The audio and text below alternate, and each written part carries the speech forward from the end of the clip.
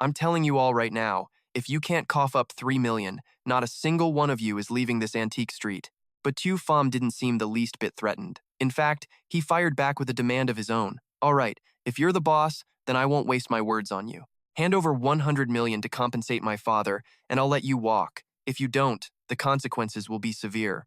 You dare send your goons to frame my father? You really have no idea who you're messing with. Lu Trin clutched his chest and roared with laughter, like he'd just heard the funniest joke in the world. Ha ha ha! Kid, are you sure you haven't lost your mind? No one has ever dared to be this arrogant in front of me. Once he was done with his little laughing fit, he switched back to his usual scheming, sinister self. If you're so eager to die, then I won't stand in your way. And right on cue, a whole crew of guys came pouring into the room. Every last one of them looked like a goon, with mean mugs and scars of all shapes and sizes. Lu Trin's personal army of thugs was so huge they filled half the room. Seeing his powerful forces waiting for his command just made the old guy even more smug. I'm giving you one last chance. Go on, call your people. Use every connection you have to get that money here. And on the other side, just Tu Fam, standing all by himself against a whole mob of opponents. The gang of thugs started closing in from all sides, but the old man still pretended to be generous, stalling for time so the kid could call for backup. If you wait any longer, you won't get another chance. Tu Fam, completely unfazed, just pulled out his phone and calmly set a date for Lu Trin's demise. Since you want to play games, I'll make sure you die knowing exactly why. The old guy dismissed it as youthful arrogance, signaling to a nearby goon to light a cigarette for him, completely unbothered. Kid, let me tell you something. It doesn't matter who you call here today, it's useless. Nobody can protect you. Lu Trin blew out a cloud of smoke and cracked a sinister smile, offering a fake piece of advice. You have no idea what kind of major player you're up against. This small-time nobody, who acted like he owned the world, wasn't even worth a change in the kid's expression. He simply held up his phone and offered a soft warning of his own. Well then, let me tell you something. You have absolutely no idea who you're dealing with. Getting ignored by Tu Fam this many times was finally starting to wear on Lu Trin's patience. The old man immediately ordered his men to move in. Oh, really? Then I'd love to see who you can call to teach this punk a lesson. Just as the two sides were about to throw down for a life-or-death brawl, a commotion suddenly erupted outside. Everybody move! Boss Tap is here. A Tap swaggered in with his entourage like he owned the place. So, who's causing trouble in here? Lu Trin definitely didn't see this coming and immediately switched into full-on suck-up mode. Boss Tap, are you here to buy some antiques? He immediately followed up. I'll have my guys arrange for anything you want to be delivered right to your house. Why would you trouble yourself by coming all the way down here? But a Tap didn't pay him any mind. The moment he stepped inside, a Tap immediately bowed and greeted Tu Fam respectfully, much to Lu Trin's complete shock. Mr. Li, just tell me what needs to be done. The kid cut right to the chase. A Tap? This guy staged a broken vase scam to frame my father. How do you think we should handle this? The second he finished speaking, the old man was hit with two pairs of eyes staring daggers at him. But a Tap was mostly just terrified for his own future. This is bad. Mr. Li is furious. If I don't handle this right, who in all of So Chow could possibly survive his anger? As a Tap stepped closer, Lu Trin tried forcing a friendly smile to smooth things over. Haha, boss Tap. But life is rarely that easy, is it? The old man never expected to get hit with a slap that was both incredibly painful and deeply humiliating. Forget antiques, I'm about to buy you. And AG didn't just stop at threats. He followed up with a ruthless beatdown. You must have eaten a tiger's guts for breakfast to mess with the master. Seriously, you just don't want to live. And right on cue, another announcement boomed from outside. Brother Ba is here. The next arrival was another big shot in the scene, and this guy even brought a terrifyingly huge entourage with him. Lu Chang immediately got this smug look on his face, just waiting for the other guy to get what was coming to him. Brother Ba is here. Let's see how arrogant this kid is now. Li Taixuan strolled in, completely ignoring everyone around him. He just casually walked right past Liu Cheng, who was desperately trying to snitch. Brother Ba, this orderly is causing trouble on my turf. But the only person in the room he'd willingly bow his head to was, you guessed it, Xiaofan. Mr. Li, I've called all my men. We've got over 1,000 guys waiting on the street for your command. It's their honor to work for you. After Li Ba finished his report, he crossed his arms and made a booming declaration. Today, anyone who messes with Mr. Li can forget about walking out of here alive. Those words made Liu Cheng so terrified he actually staggered. Heap Fuang quickly huddled up. Boss, what do we do now? But then, that same announcer's voice from before rang out again. Mayor Chen has arrived, and he didn't just bring people, he brought a whole motorcade. The old guy's face lit up when he heard that, thinking a real savior had finally arrived for him. Mayor Chen! So of course, Liu Cheng went right back to his old arrogant self, pointing at Xiaofan like he didn't have a care in the world. You little punk, keep acting tough. My uncle is here now. No matter how many guys you call, you can't beat my uncle. Old Ding Ning was sure he had this in the bag. Mayor Chen was a distant relative after all. He had to be here to back him up, right? Just wait. Except for Li Xiaofan, I'm gonna make a Ji and Li Ba pay for messing with me. Just as Yafu was about to walk past, Liu Cheng scrambled over, looking like a total wreck. Uncle, save me, save me. But the mayor just wanted to stay far away from the drama. The guy's words were nothing more than a mosquito buzzing in his ear. Hey, uncle. Don't you remember me? Your uncle's son's brother-in-law's wife's cousin. I'm your second aunt's son. But the first person Yafu greeted was still Xiaofan, and his tone was just as final as the last two guys. Mr. Li, I've already investigated the whole situation. This guy Lu's little spot in the antique street has been doing some shady business, harming innocent people. And this isn't the first time. A malignant tumor like this has to be completely removed. Yafu then loudly and flatly denied everything. Mr. Li, I have absolutely no relationship with this, Boss Lu. Then he quietly remembered something. That time, the superstar Murong Huansha was kidnapped by gangsters. If Mr. Li hadn't stepped in at the critical moment, the consequences would have been unimaginable. He probably would have lost his position as mayor. Mr. Li was basically his lucky star. He then explained in more detail, trying to prove to Xiaofan that this guy had mentioned gifts more than once, trying to bribe his way into his house, but was always kicked out.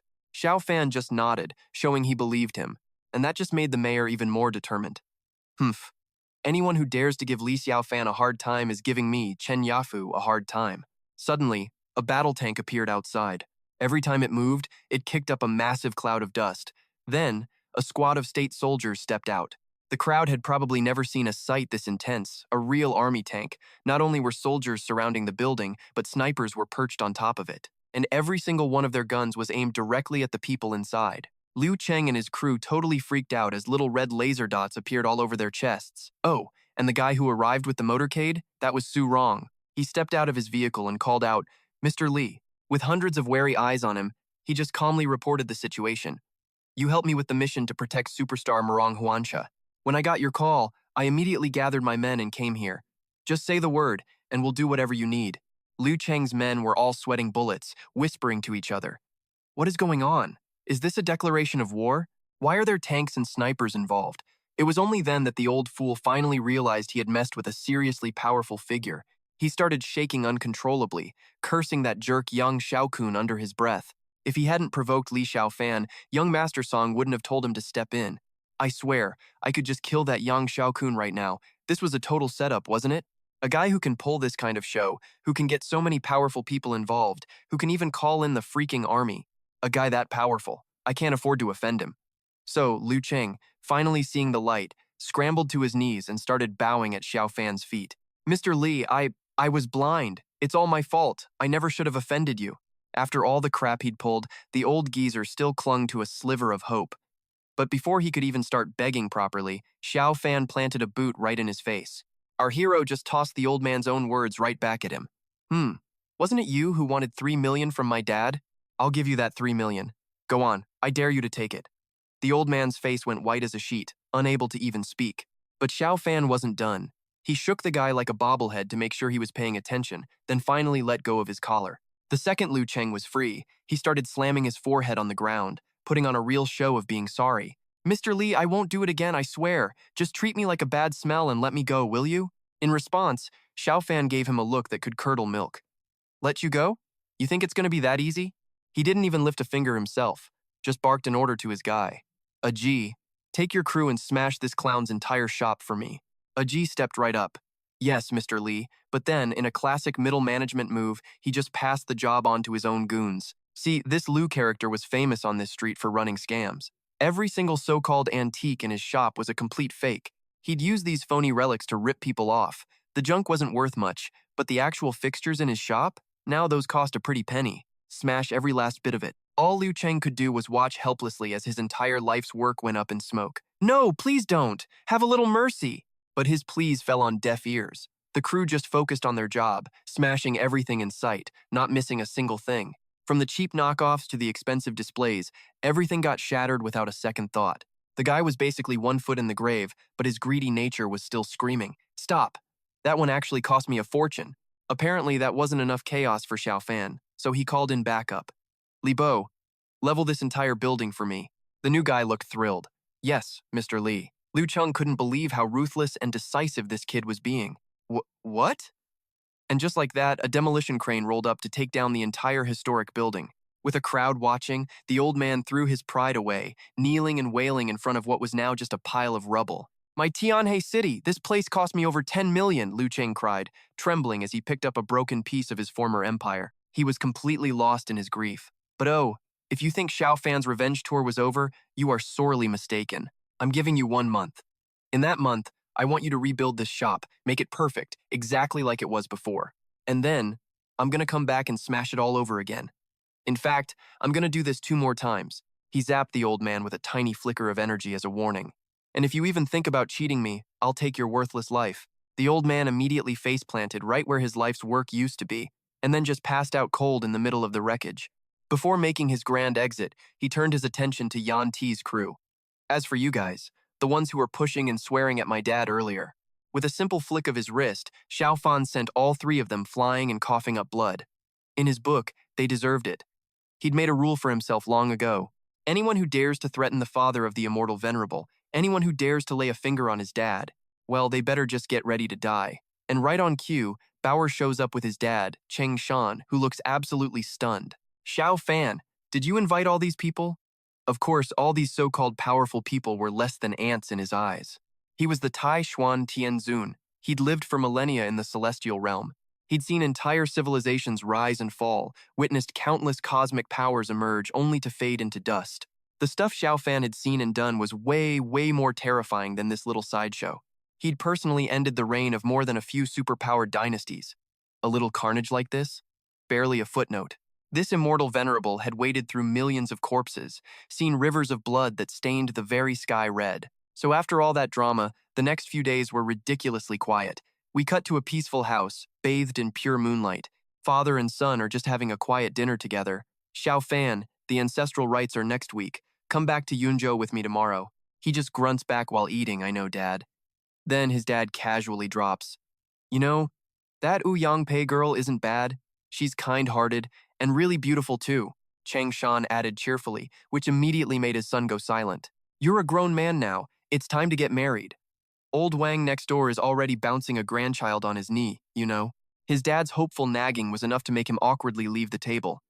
Hey, where are you going? This kid. Just then the phone rang. Whatever was said on the other end, it immediately wiped the smile right off Cheng Shan's face. He slammed his hand on the table, furious. What? On what grounds are you banning me from the ancestral rites? This is just bullying. His face darkened as he spoke angrily into the phone. For better or worse, I'm still a descendant of the Li family. Fine, I'll go talk to fourth uncle about this. But the call just went from one shock to another. What did you say? This was fourth uncle's idea. Though their plan was obvious, he refused to back down. No matter what, I am attending the ancestral worship ceremony this time. Having said his piece, he didn't wait for a response before hanging up. Then he clutched his chest in pain. How could this be? How could this be happening? Tu Pham, standing behind him, quickly got him a glass of water. Father, calm down. What on earth just happened? Don't get so angry you end up hurting your health. He quietly transferred some of his own energy into him, saying, It's okay, I'm here. Looking at his frail old father, he gently comforted him. Even if the sky fell, he'd be there to hold it up. His mind, however, was already deep in thought. He secretly funneled a stream of supreme profound true qi into his father's body, helping his energy meridians flow smoothly. Letting this rage build up would be terrible for his father's body at best. It'd mess up his yin-yang balance. At worst, 100 diseases would erupt at once. Thak's son sat in his chair, feeling a very noticeable change in his body. Huh. What just happened? Why did he suddenly feel so clear-headed and refreshed? He absent-mindedly drank the water to calm himself down. Only then did Than tell his son about the call. That was your second uncle on the phone. He told me that we are not allowed to attend the ancestral ceremony next week. He said we disgraced the Li family. Than could put up with anything, except being told he and his son had no roots. But no matter what anyone says, we are descendants of the Li family. What right do they have to treat us like this? Scheming to cast us out is just going too far. He said that, but he knew why they were doing it. The other reason was simply that they thought our family was too poor, wasn't it? His first and second older brothers fundamentally looked down on him. His eldest brother was a businessman, so his family was very wealthy. He had a bit of a reputation in Van Chao, and his second brother's son worked for the government at a young age. A bright future ahead of him. Thon's son's eyes, full of sorrow, squeezed shut. Of the three brothers, only he ran a small workshop making household goods, struggling to get by. But Tufam saw every single move his father made. In his past life, those two uncles had despised his father, treating him with cold indifference and not a shred of family affection. He remembered his father's funeral from his past life. When his father died, they didn't even show up for the burial. They just had some of their kids make a token appearance. From them, he only ever felt oppression and ridicule. A fire ignited deep within Tufam. This time, they had gone even further, forbidding his father from the family's ancestral ceremony. Wasn't this clearly a sign they didn't treat him and his father like members of the Li family? He spoke up to soothe him. "Father, you don't have to stoop to their level. I'm here for everything." He still suspected they'd heard his father had been tricked into selling the workshop. Now they felt bold enough to act, which was just unbearable. Tufam shot to his feet, his voice turning to steel. "We are going back for the ceremony no matter what. I'd like to see who dares to stop me." His mind was already forming a strategy. In his past life, he and his father had suffered all kinds of bullying and humiliation from the family. This time, I've been reborn. I will repay every past humiliation on my father's behalf, and I'll make you all suffer for it. At the station, trains arrived one after another, carrying passengers where they needed to go. Tufam stared out the window, lost in thought. It wasn't lost on him that he'd been reborn on this very train. Last time, it was to Su province for Wu Qing Cheng. This time, he was headed back to Yunzhou. He closed his eyes to reflect. The destinations were different, sure, but the mission? The mission was exactly the same. Xiaofan was here to settle the score, to erase the humiliations of his past. An eye for an eye, a grudge for a grudge. After a seriously long journey, the three of them finally stumbled out of the train station. Suddenly, his phone rang. It was Fang Xiaodong. The name alone brought back a flood of childhood memories. This was Fang Xiaodong, his middle school, ride-or-die best friend, born and raised right here in Yunzhou, just like him. In his past life, through high school and college, he'd never lost touch with Fang. A cheerful voice burst from the other end. "Yo, Xiaofan! I heard you were coming back to Yunzhou today. You here yet? It's our class president Zhang Liyuan's birthday today, man. You absolutely have to be there." He happily agreed. "Just got in. I'll grab a cab over." Xiaofan flagged down a taxi, his mind already churning with calculations for the days ahead. His original plan was to drive the fancy car Chu Suelian gave him back to Yunzhou, but his dad vetoed it, complaining the speed was too much. The old man couldn't handle it, so he was stuck taking the high-speed rail with his dad. Oh, that luxury car? He'd already told Su Tuyet Lian to arrange for someone to take it back to Van Chao for him. He got totally lost in his web of thoughts. Wasn't he just going to a class birthday party? No need to be so extra, he wasn't the kind of guy who liked to flex anyway. Thon's son and Lian Yu got in the car. The old man turned to his son and said, "Xiaofan, you're off to meet your middle school friends, aren't you? Well then, I won't bother you young folks. I'm heading home first." Hearing that, he was relieved and replied, yeah." The car quickly sped off down the road. So there he stood, waiting for another ride to get to his destination. The wind whipped past the roof of a black car that was flying down the street. Xiaofan still couldn't escape his thoughts. In his past life, he remembered the class president, Truong Lakian, had mysteriously vanished right after this very birthday party. He recalled what a complete mess she looked like that year. But by the time the police found her, she'd gone completely bonkers, totally out of her mind. Xiaofan felt for her and how things ended up. Eventually, her family had no choice but to put Truong Lakian in a mental hospital. The rest of her life was an absolute tragedy. His quiet face began to analyze. Thinking back on it now, the whole thing was incredibly strange. What on earth happened to class president Truong Lakian after that party? What could make someone just suddenly snap like that? The memories of his school days started flooding back. He remembered that in middle school, his math skills weren't exactly stellar. He pretty much failed every single test. After school, Truong Lakian would always volunteer to stay and tutor the struggling kids, like him, in math come rain or shine. He remembered one time she had a high fever. All the other students urged her to go to the hospital, but she insisted on finishing their tutoring session before she'd even leave. That's when he witnessed just how saintly his classmate was. "Class president, you're burning up with a fever. You should really go to the hospital first." The beautiful girl's reply that day was something he'd never forget. "Let me just explain these last few problems for them, then it won't be too late to go." Xiaofan also hadn't forgotten his own situation back then. It wasn't just that. Back in middle school, his family's financial situation was not good. His dad hadn't opened his little home goods workshop yet and was just a worker at a furniture factory, earning less than 800 a month, and often not even getting paid. He remembered all those awkward moments. The other students all wore new backpacks to school, but his was so old it was practically falling apart, held together with fabric patches. Yeah, the kid had to deal with all kinds of different struggles. In his memories, he was the only one carrying an old backpack to school. Every time, it caused a scene. Some classmates would wait for him at the school gate just to laugh and make fun of him. It seemed like fate itself really enjoyed messing with people. After summer break in 7th grade ended, the school collected all sorts of fees, dorm fees, and tuition totaled about 1,700. His dad scrambled but was still short a few hundred. Blood is thicker than water, as they say. In this case, water would have been a lot less agonizing. Back then, his first and second uncles were very well off, so his father took him to ask them for a loan. The result?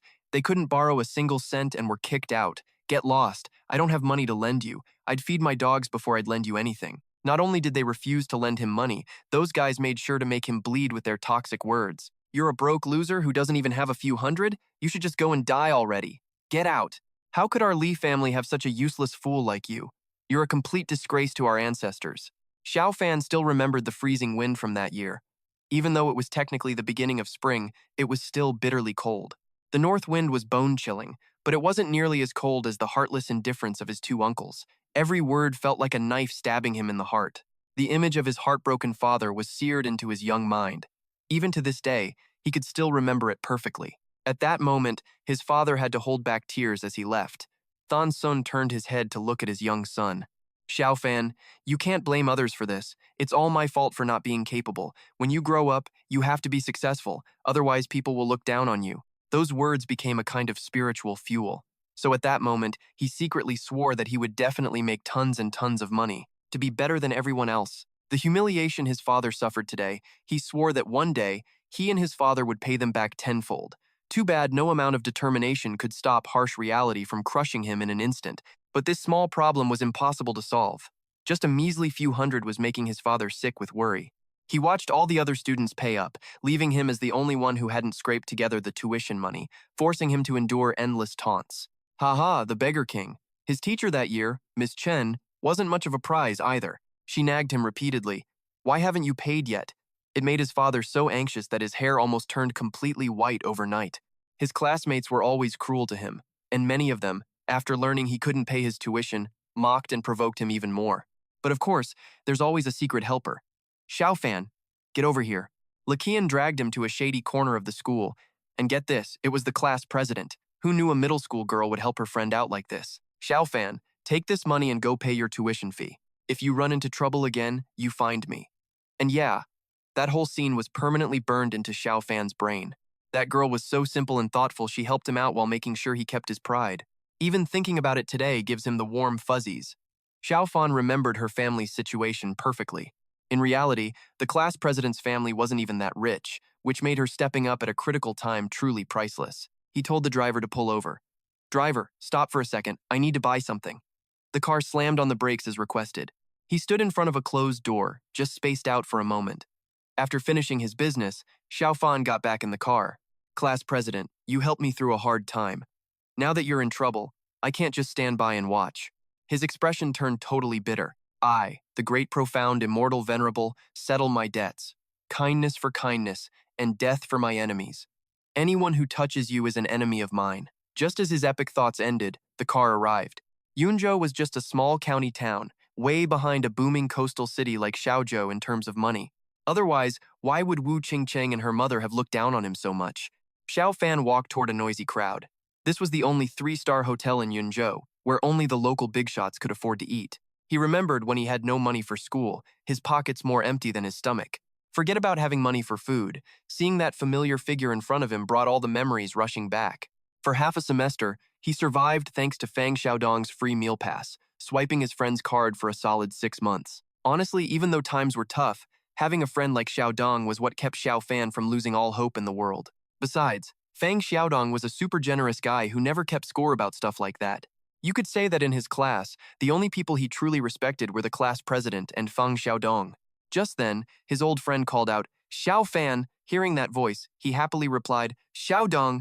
He ran over for a huge hug. Xiaofan, why are you so skinny? Where'd all your food go? He joked, looking him over. It's been so long you look a lot more alive than before. Looking sharp, man. Xiaofan couldn't stop praising his friend. You're still as strong as ever. Built like a little bull, he said, smiling at the thought. More than 1,000 years had passed, and even as an immortal, he held this sincere friendship deep in his heart. Only for his friends was he ever this gentle. To him, Feng Xiaodong was just as important as Zhao Zhuanhong. All those memories came flooding back, making them cherish this moment even more. Ha ha ha ha. Xiaodong started catching him up on his life. Xiaofan, after I graduated college, I didn't continue my studies. I came back home to inherit my dad's business. We opened a clothing factory with about 7 or 8 people. Our family is well off, so I'm considered somebody around here. Turns out he wanted to help his childhood friend. I heard you're a student teacher at a high school in Xiaozhou. Look, Xiaofan, my factory still needs a deputy manager, and I was saving the spot especially for you. You should just move back to Yunzhou. It'd be great for taking care of your dad, too. But the happy moment didn't last long, as a crew of tough-looking guys swaggered over. Well, isn't it the class's famous Patch King, Li Xiaofan? I heard you went to Xiaozhou to propose and got kicked to the curb. Wasn't getting embarrassed here enough? You had to go get humiliated in Xiaozhou, too? You've got some nerve. You're a total disgrace to Yunzhou. Seeing this group, both Xiaodong and Xiaofan's friendly expressions vanished. Zhao Qianda, what's your problem? The guy behind Dan Zhao didn't say a word. Back in school, this guy was the notorious class bully. Back then, Xiaofan carried a tattered bag held together with a few patches. He was the one who always led a group of guys to the school gate after class just to make fun of him. Back then, he was terrified of running into Zhao Qianda's crew. Xiaofan remembered those chaotic days. Whenever he ran into them, Feng Xiaodong always stood up for him, like a big brother protecting him. He tried to calm himself down. Now, Zhao Qianda is just a fly in my eyes, buzzing around. I mean, have you ever seen a great dragon argue with a fly? That's just lowering your own value. Seeing Xiaodong jump in, Qianda quickly waved him off. Feng Xiaodong, I'm not talking to you, so what are you freaking out about? Get out of the way. The guy figured everyone was still scared of him, so he decided to push his luck. Li Xiaofan, it's the class president's birthday. What gift did you bring her? You didn't just show up to freeload, did you? Let me tell you, this isn't some charity handout for you. Behind him, Lu Ba whispered a venomous little plan. Brother Zhao, this dirt-poor Li Xiaofan probably has nowhere else to get a decent meal. I say we take pity on the guy. Later on, we can give him some leftovers, pack them up for him to take home. He puffed out his chest, chin held high. Li Xiaofan, what do you think of that idea? Wild, unrestrained laughter erupted. Ha ha ha. Little did they know, Xiaofan's expression was a mask of pure, simmering self-control. Back in middle school, these two were the exact same guys who always bullied and mocked him. And that charming nickname, the Patch King, was Lu Ba's special creation. All that old pain came rushing back to him. For years, he couldn't even look his classmates in the eye. It didn't matter if it was doing homework or some after-school activity, he always shrank into a corner, practically hugging the wall just to get by. Xiaofan could never forget how his peers had pushed him around. That deep, crushing self-doubt was his closest companion for all 3 years of middle school. But luckily, in a basket full of black beans, you could still find 1 or 2 white ones. If it hadn't been for the class president and Feng Xiaodong's help back then, he wasn't sure he would have survived those 3 years. He thought quietly about the man he was now. Now, he was a celestial venerable, a supreme being, worshipped by thousands. If even these brainless insects dared to dance around provoking him, he should just crush them. If he couldn't do that much, Xiaofan thought, then this new life was pointless. He turned around, making no effort to hide his intention to annoy them. I don't really have an opinion. Lu Ba, if you're that hungry, I can give you my leftovers later on. The taunt landed perfectly. What did you just say? Say it again if you have the guts, he roared, but his mind was already in a total panic. Damn it, this Li Xiaofan guy takes one trip to Chuzhou, and suddenly he's acting all high and mighty. Seeing Lu Ba's finger pointing right at him, the guy seethed. You're asking for it, but before Xiaofan could answer, Xiaodong jumped in. Lu Ba, who do you think you are? Let me tell you something. Xiaofan is my brother. You insult him. You're insulting me. He angrily raised a fist as a warning. If you start any more trouble, don't blame me for what happens next. Knowing this wasn't an empty threat, Qianda quickly pulled Lu Ba back. Hey, get out of the way. He didn't forget to shout at Xiaofan, though. Li Xiaofan, consider yourself lucky today. We'll be waiting. But Xiaofan wasn't about to let that slide. I was about to say the same thing to you. If there is a next time, you won't be so lucky. The group stormed off in a huff, stewing in a rage of their own making. I'll let you be smug for now. You'll get what's coming to you. The area fell silent, with just the 2 of them left standing. Before they went inside, Xiaodong made a kind offer. Xiaofan, here's 10,000. Just take it. You can give it to the class president as a gift later. He explained his reasoning for the money. I'm just afraid that Zhao Qianda and Lu Ba. those two jerks, are going to try and embarrass you." Though he appreciated it, Xiaofan gently refused, his words soft but firm. "Xiaodong, thank you, but I've already prepared a gift for the class president. Besides, it's very precious, something money can't buy." As the party got into full swing, music played to bring everyone together. A huge birthday cake was brought out, its candles all lit. The entire class surrounded Li Qian to celebrate. "Happy birthday, class president. Remember to make a wish." With everyone watching, she blew out the blazing row of candles. Then, she adjusted her tiara and happily addressed the room. "All right, I'll cut the cake for everyone, haha." But of course, someone with nothing better to do had to interrupt. "Everyone, let me say a few words." Luba started to brag in a smarmy, fake voice. "Earlier, I took a peek at the receipts for the gifts you all gave our class president. And among them, the most valuable gift from Brother Qian was a brand new Volkswagen Beetle he gave her directly." The bold announcement sent the crowd into a frenzy. "Whoa, no way. I heard Zhao Qianda has been chasing after Zhang Li Qian since school. Too bad she's never accepted him." Lu Feng, one of Qianda's buddies, didn't hesitate to add fuel to the fire. "You have to know, the cheapest Volkswagen Beetle costs at least 2 or 300,000. Young Master Zhao just gives one away like that. Just what you'd expect from a rich kid so generous with his money." A girl who overheard this turned to her friend and whispered an explanation.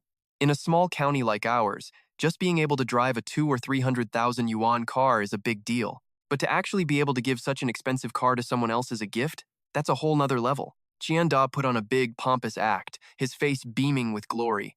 "It's just a small token of my affection, that's all. Happy birthday, Li Qian." That's what he said on the outside, but in his head, his plans were much more sinister. He was dead certain this Volkswagen Beetle was all it would take to snag Zhang Li Yuan. After all, he couldn't imagine any woman alive seeing such an expensive car and not falling for it. His dating strategy was, let's say, crude, just keep throwing money at a woman until she finally submitted. Sensing things were getting awkward, Xiaodong leaned in for a quiet word. "Xiaofan, you probably don't know, but this Zhaoqian duo guy relies on his family's dirty money. He's messed with countless girls and just dumps them when he's done. I heard a college student even got pregnant, and he just heartlessly abandoned her.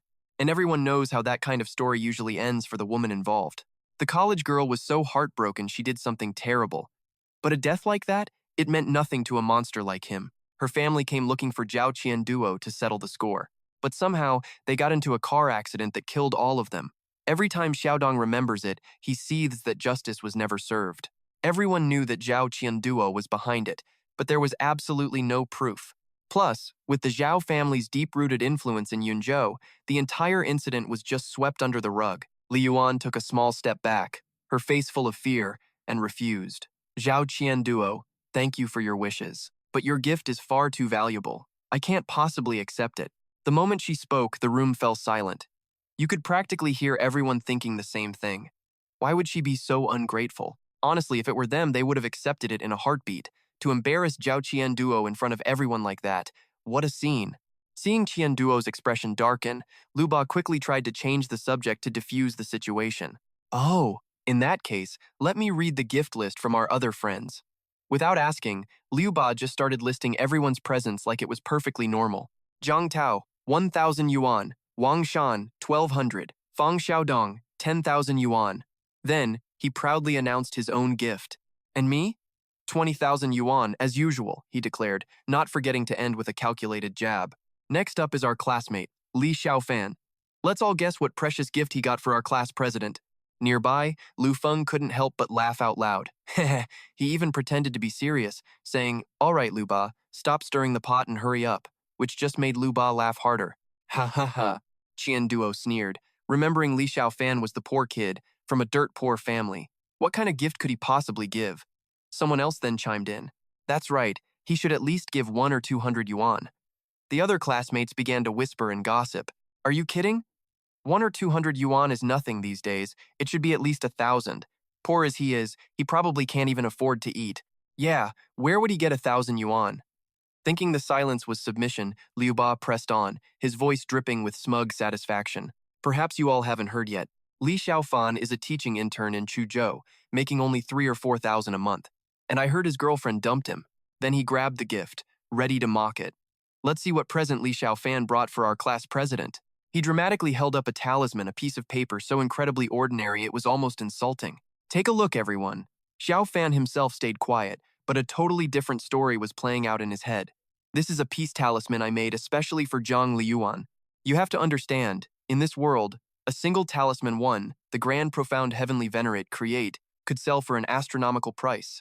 Back in the day, entire superpowers would offer me whole planets as gifts, just to beg for one talisman, but I couldn't be bothered. And even though my cultivation isn't restored yet, this talisman is still an absolutely priceless treasure. Never mind one Volkswagen Beetle. Even 1,000 supercars aren't worth a tenth of this talisman. And as the crowd laughed in his face, he just stood there, completely unfazed. Zhang Liyuan could face danger at any moment. Giving her this talisman is basically saving her life. And that's precisely why my gift is something money can't buy. His eyes scanned their faces, but unfortunately, how could this crowd of mere mortals possibly understand? Xiaofan looked at the silent crowd surrounding the talisman, at their shallow and crude perspective. All they saw was a piece of paper, and then they all started to laugh, the sound echoing through the room.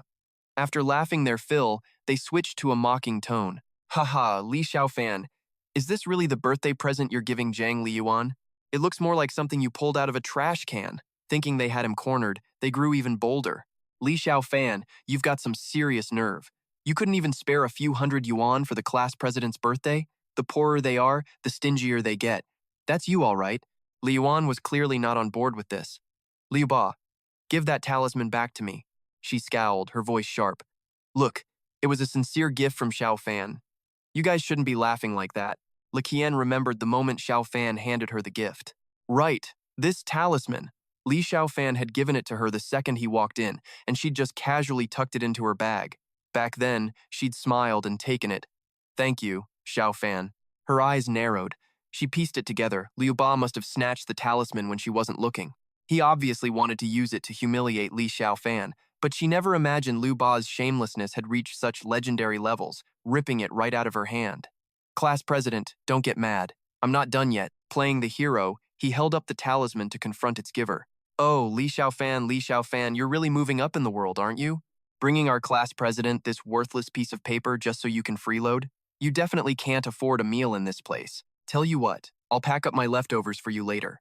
Deciding it was garbage, Liu Ba casually tossed it on the floor, ready to humiliate him in front of everyone. What is this even supposed to be? Looks like some kind of demon scribble.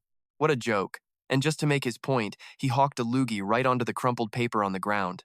Not only did he throw it away, but he added a final sarcastic jab just to pour salt in the wound. The guy was truly nauseating. Hu Dong had been watching the whole scene unfold, and his blood was boiling. Man, Xiaofan, seriously?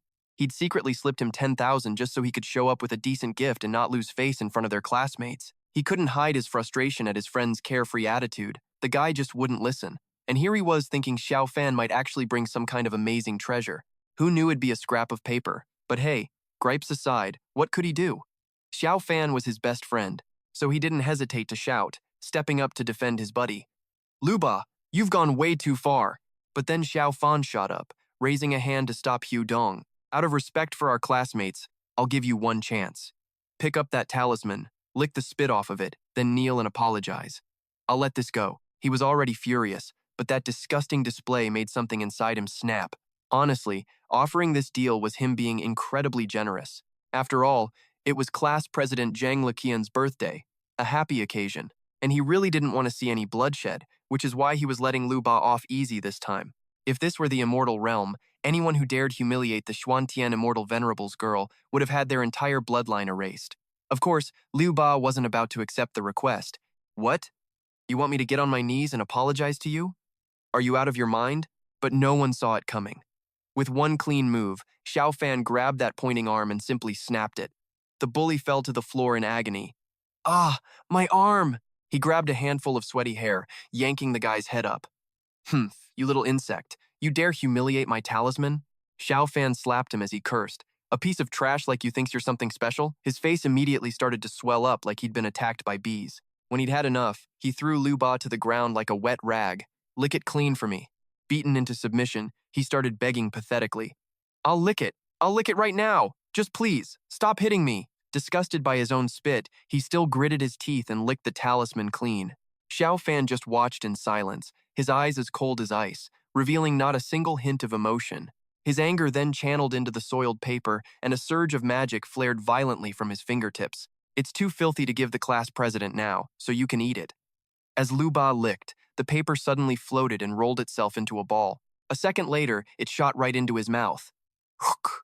Xiaofan looked down on him, like he was some insignificant little pawn. Liu Ba, an insect like you actually dared to provoke me? He said as the other guy knelt there, choking.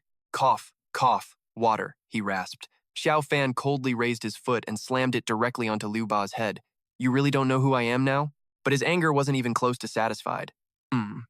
Back in school, wasn't it you who gave me the nickname King of Patches? You probably never imagined you'd end up being trampled under the foot of the King of Patches himself, did you? And with that, Xiaofan began to unleash his fury, kicking him again and again. Insulting me back then was one thing, he growled. But you should never have insulted my father, calling him a useless failure who couldn't even raise his own son. The pain from all those years finally erupted. Who the hell are you? Are you even worthy of saying those words about my father? Lu Ba lay on the ground, coughing up blood and begging for his life. Spare me, Li Xiaofan. I'll never do it again. His sheer brutality silenced the entire room. No one dared to say a word. Was this really the same weak and timid Li Xiaofan from their school days? This was more like a god of slaughter. When he was done, he turned and walked toward someone else. As Xiaofan approached Qian Duo, no one dared to stop him. His intense aura alone made the guy step back, breaking into a cold sweat. Li Xiaofan. What? What do you want? But then something else washed over him, making him tremble. It was Xiaofan's murderous aura, as powerful as a dragon god's. Now, Qian Duo couldn't see a thing, but being the target made it pretty damn hard not to feel something was wrong. Why do I feel like I'm staring down some kind of unstoppable killing machine? He wondered. This slow, creeping advance was dripping with a brutal aura, like a single hand could just tear him to shreds. And yet, his brain was still working in a very weird way. No way, he thought. This has to be my imagination. How could I possibly be scared by some insignificant little punk? Qian Duo puffed out his chest. Li Xiaofan, I'm warning you. You have absolutely no idea how terrifying I can be, and you'll never, ever know who you're messing with. And to be fair, the guy had his reasons for running his mouth. On the surface, I, Zhao Qian Duo, am just some rich kid from Yunzhou. But what you don't know is that I'm hiding some serious secrets, terrifying powers. Mistaking the silence for fear, he doubled down on his ridiculous act. For the sake of our classmates here, if you get on your knees and beg for my forgiveness right now, you might still have a chance. And if you don't, before he could even finish, a sharp slap cracked across his face. Qian Duo couldn't believe it, clutching his cheek like a little kid. You dare hit me? His mind shrieked. What was that just now? I've been secretly training under a grandmaster. My power is supposed to be on par with an inner force grandmaster. But I couldn't even stop a single slap from Li Xiaofan? How is that possible? Finding the whining, annoying, Xiaofan delivered another one. Yeah, I hit you, Xiaofan said flatly. So what? Seeing him put Qian Duo in his place, everyone was clearly stunned. Did you see that? Zhao Qian Duo couldn't even block a single slap. Yeah, and look at Xiaofan. It's like he's just shooing away a fly. Who would have thought that this frail-looking Li Xiaofan was actually some kind of hidden master? The whispers, loud as bullhorns, reached Qian Duo's ears. Li Xiaofan, you dare to slap me in front of my goddess, Zhang Liyuan. He then threw a furious punch right at his opponent. I'll kill you. Xiaofan stopped the punch instantly with just one hand. Zhao Qian Duo, I was just about to say the same thing to you. Then a powerful palm strike sent him flying backward into a wall. He crumpled to the ground in agony, every last trace of his arrogance gone. Cough, cough. Xiaofan slowly walked closer, each heavy footstep echoing like a hammer blow on the nerves of the man on the floor. Qian Duo trembled like a cornered animal, his eyes wide with panic and desperation. Xiaofan leaned down, his voice low enough for only the two of them to hear. You have no idea how terrifying I can be. You will never know who you're truly up against. But strangely, those words didn't seem to scare him at all. He wiped a smear of blood from his mouth, a stubborn glint still in his eyes. Li Xiaofan, I know you've got a thing for the class president too, right? His eyes darted sinisterly toward her. But what a shame, because neither of us is ever going to have her. The comment made Xiaofan turn to look at Li Yuan. There she was, standing in the middle of the room, watching them anxiously. Because the class president's fate was sealed a long, long time ago, and nobody can change that. On some invisible chessboard, Qian Duo kept making his moves, hoping for a comeback. Li Xiaofan, I'll admit it. You're good. I completely underestimated you, but in the end, you're still no match for my master. If you don't believe me, just you wait and see. The threat made Xiaofan's brow furrow, a flicker of suspicion in his eyes. Could the sudden disaster that struck the class president in his past life have something to do with this guy, Zhao Qian Duo? The thoughts began to connect. If that was the case, then he would simply have to take care of this little problem for her. He could consider it repaying a favor. He coldly swung his leg for another direct kick on that scumbag. The plan was to use Zhao Qianduo as bait to lure out the guy pulling his strings. He even put a little extra pressure on the guy's soft stomach, making Qianduo curl up from the searing pain. Once he felt he'd made his point, Xiaofan turned to leave, casually tossing out, "Zhao Qianduo, go ahead and tell your boss to come find me." He gave the guy a heads up. Even if he was some kind of god, he'd still get crushed, but the guy just wasn't listening. Haha, Li Xiaofan, don't you get too cocky. Your karma is coming, and I'll make you wish you were dead for crossing me. Qianduo's little mouth just refused to quit. But in this world, money and connections are everything. So what if you can fight? You got as much money as me? And our hero silently committed every single word to memory. Let's be real. I can drive a $900,000 Land Rover here, while a broke loser like you took a taxi. It took a moment, but Qianduo finally managed to stand up straight. So what good did beating me up even do you? You're still just a penniless nobody. Wake up, dude. Women these days want a man with money. Through his bruised face, he tried his best to put on his tough guy act. My name is Zhao Qianduo, and it's all about the money. He wasn't long on other things, but money? He had more than enough to make a poor sap like you sick with envy. All that talk just to get a single sentence back from Xiaofan. I couldn't care less about your little inheritance. As for that junk car, bring it over if you dare. His own race car was way better and pricier, but he had to admit one thing, this Zhao Qianduo guy was actually loaded. Fang Xiaodong said his family owned a ton of factories, but really, such worldly things were beneath the notice of a true master. Qianduo's tiny little brain hadn't expected a comeback like that. So where's this race car of yours? Yeah, if you've got one, drive it over so we can all see. Qianduo's cronies jumped in like sharks smelling blood. Race car? My butt. I saw it with my own eyes. One of them piped up. Li Xiaofan got here in a taxi. Exactly. He probably doesn't know basic driving moves. How could a broke guy afford one, let alone compare himself to young Master Zhao? Open your eyes and look around. Of all the rich kids in Yunzhou, how many can drive an 8 or 900,000 yuan car? Xiaofan ignored them completely. He turned to Li Qian. Class president, would you mind if I drove you home? Li Qian smiled and nodded without a hint of hesitation. Of course not, but I'd actually rather walk. Will you walk me home, Xiaofan? He knew right away that was at least partly a lie. The hotel was over a dozen streets from her house. It was obvious she wasn't trying to walk. She was trying to help him save face. A small smile played on his lips.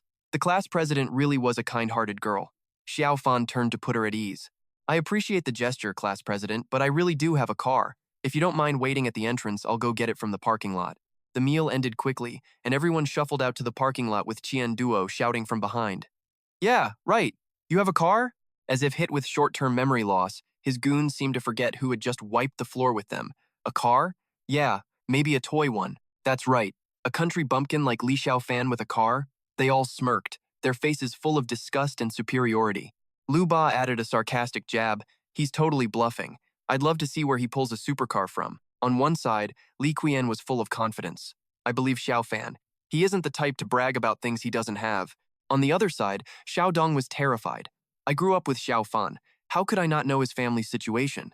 He thought that although things had gotten a little better for Xiaofan's family these past 2 years, there was absolutely no way he could afford a supercar worth over $1 million. How could he make such a wild claim? How was he going to clean up this mess? After what felt like forever, an anxious Qianduo checked his phone again.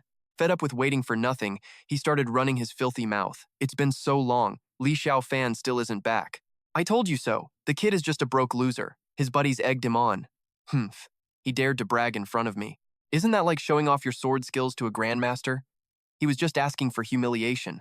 Young Master Zhao is right. I bet that kid snuck off ages ago, Lu Feng yelled sarcastically. A poor bum like him deserves to drive a supercar? Yeah, maybe a rickshaw.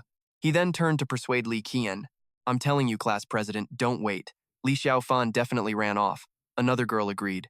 Class president, you're way too trusting. If I were you, I would have taken a ride home in young Master Zhao's car ages ago. His eyes turned cold as ice, fixing on her with a dark, dangerous glint. Li Qian, just let me take you home. You can wait for Li Xiaofan until sunrise, but he's not coming back. But unexpectedly, a sound like a roaring tiger echoed from the distance. It startled the cowardly Qianduo. Whoa, what's that noise? A low-slung, fiery red car was speeding towards them. Its headlights cut through the crowd's chatter, and someone shouted a warning. Watch out, young Master Zhao. The driver slammed on the brakes. The tires screeched against the ground, kicking up a cloud of smoke behind them. The car pulled a perfect drift, sending the crowd scrambling in fear. But the biggest shock was the identity of the person inside, especially for Li Qian. The owner of that gleaming machine, Xiaofan, opened the door and said, "Class president, get in." A classmate who knew cars instantly screamed, "Am I seeing things? That's a Ferrari." Qian Duo saw it too and broke out in a cold sweat. "Wait, I think I've seen this car. It's a Ferrari Portofino. That thing costs nearly 20 million yuan. It's a global limited edition supercar." Hearing this, one of his lackeys started to panic. "Young Master Zhao, you're not kidding, are you? 20 million and a global limited edition on top of that? How could Li Xiaofan possibly be driving a supercar like that?" Li Qian got into the passenger seat and gently closed the door. She said shyly, "Thank you, Xiaofan. This is the first time I've ever sat in a car like this." The moment Qian Duo saw this, his blood began to boil with rage. "Damn it," he seethed. "First Li Xiaofan beats me to a pulp, and I was just hoping to get some dignity back with my car, only to get a stinging slap from Li Xiaofan for his troubles." He turned to look at his own car, and his heart couldn't help but sink. Compared to his Ferrari, what the hell is my Land Rover? It's not even in the same league. Like a volcano that had been dormant for too long, angry kicks flew out. So humiliating. This was just way too humiliating. Liu Bo frantically called out, "Young Master Zhao!" Qian Duo angrily stormed into his car. Well, so much for his reputation. Zhao Qianduo had officially lost all face tonight. He pulled out his phone, dialing a number to call someone. If he didn't kill that Li Xiaofan, there was no way he'd get over this burning hatred. When the other side picked up, he just snapped into the phone. "Yeah, it's me." In stark contrast to the lively atmosphere in Xiaofan's car, Qianduo's ride reeked of cheap schemes. Who knew that after one call, that scowling face would light up like he'd just won the lottery? "Li Xiaofan, you just love sticking your nose in other people's business, don't you? Well, tonight, I'm going to bring your entire world crashing down." As night fell, the city lights began to flicker on, illuminating everything. The expensive red car blazed down the street. "Class president, I still remember when I didn't have tuition money. You gave me 1,000 yuan. I will never forget that kindness for the rest of my life. Don't worry, as long as I'm around, no one in this world will ever dare bully you. I'll protect you in this life, so you can live in peace and prosperity." The calm expression on his face made Li Qian's heart settle. "Xiaofan, just hearing you say that is enough for me." She tucked her hair behind her ear and asked, "Xiaofan, it seems you're doing pretty well for yourself. How else could you afford a supercar this expensive? What have you been doing since you graduated from college?" Xiaofan told her about his life. "Truth is, I'm an intern teacher at a school. As for this car, I just borrowed it from a friend." A thought flashed through his mind after all. The car was still technically in Shu Suelian's name. And you know what? It was probably for the best that Li Qian thought that way. After all, Xiaofan's just an intern teacher. How could he buy such an expensive car? Ah, so his friend lent it to him. Though relieved, she didn't forget to offer a warning. "Xiaofan, let me give you some advice. You have to be careful of Zhao Qianduo." It seemed Li Qian had a pretty good read on what kind of cunning snake he really was. Zhao Qianduo is no joke. Besides his family having money and power, he has someone behind him you can't afford to provoke. The air inside the car grew thick, as if all sound had been suffocated. "I know you're a good fighter, but the person behind him isn't really a person. He's a god." She shivered slightly, her face losing all its color as she remembered. "There's no way you can fight them. I'm telling you, you should leave Yunzhou quickly and take your father with you. Go as far as you can and never come back." Xiaofan froze, feeling like he'd just uncovered a massive, hidden truth. Of course, that's how it all connected. In his past life, Zhao Qianduo must have been connected to Zhang Li Qian's mysterious disappearance. Otherwise, he wouldn't have said those bizarre things at the hotel. Just then, an unknown energy suddenly appeared. Xiaofan recognized it instantly. This was Nine Yang Underworld Qi. His gaze, quick but sharp, landed on her. The class president actually had Nine Yin Underworld Qi on her person. Although the aura was very weak and impure, the wheels rolled on steadily, but his thoughts were now a tangled mess. But even so, the fact that Nine Yin Underworld Qi could appear on Earth was honestly shocking. Xiaofan recalled the overwhelming feeling of witnessing that power, the surprise still fresh. You see, this Nine Yin Underworld Qi is the essence of a full moon, gathered by a Nine Yin profound body, something forged through exposure to the elements and slowly cultivated over time. It was a dark power from the underworld, the polar opposite of the Taixuan true Qi he was cultivating. Memories of his lonely training montage started to surface. All that stuff about celestial sacred bodies from part 1 of the Taixuan true scripture. And this Taixuan true scripture wasn't just some textbook, it was a divine art from ancient times. It came from the trunk of a sacred hibiscus tree that basically sunbathed for a living, absorbing solar energy until it got insanely powerful. If someone mastered the Taixuan true scripture, they could literally swallow the sun and use its pure fire to level up their power. But of course, with this ultra-powerful path, reaching the highest level meant you'd start generating a ton of dark yin energy. Extreme light creates dark, extreme dark creates light. Yin and yang support each other to create perfect balance. You know the drill. His training was almost complete, but right at the crucial moment, all his hard work just vanished into thin air. So in his past life, even after mastering the Taixuan true scripture, he got stuck because he couldn't find the right thing to nurture it, which meant he could never take that final step. Thinking back on that painful grind, you couldn't blame the guy for feeling down. Back in the celestial realm, he'd searched every cave that had a trace of the 9-yin mystic body ever appearing, but he found nothing, only later learning that it had vanished from the celestial realm ages ago. Deep in his memory, though, our boy Xiaofan had never, for 1 second, forgotten his less-than-perfect ending. Otherwise, he wouldn't have been ambushed by 10 great celestial lords and their grand formation, only to be killed on the spot. They even stole his wordless heavenly scripture. A faint, contemptuous smirk crept across his face. But even if all that happened, so what? Without the 9-yin profound body, they could never open the wordless heavenly scripture anyway. It was just scrap paper in their hands. He snorted, just thinking about them. Those 10 great lords couldn't even dream that the book they schemed to steal was useless, while the legendary 9-yin profound body had appeared in the mortal world. Li Taixuan glanced at the scenery outside, her voice as light as a passing breeze. But Xiaofan's ears were totally plugged by his own dramatic thoughts, so he didn't even hear her. Besides, the 9-yin nether chi inside his class president was still incredibly weak right now. For her to evolve into the true 9-yin profound body, they still had a very long road ahead. Plus, that kind of evolution was basically impossible in the mortal realm. The spiritual energy on Earth was almost completely depleted. Only by going to the immortal realm and entering the ruins where a 9-yin profound body once appeared could she successfully evolve. So it seemed his and Truong Li Qian's futures were the same, both in the immortal realm. Earth was just a tiny starting point. Xiaofan stared blankly at the road ahead. His gaze turned chillingly cold, whether for the 9-yin profound body or to repay a debt.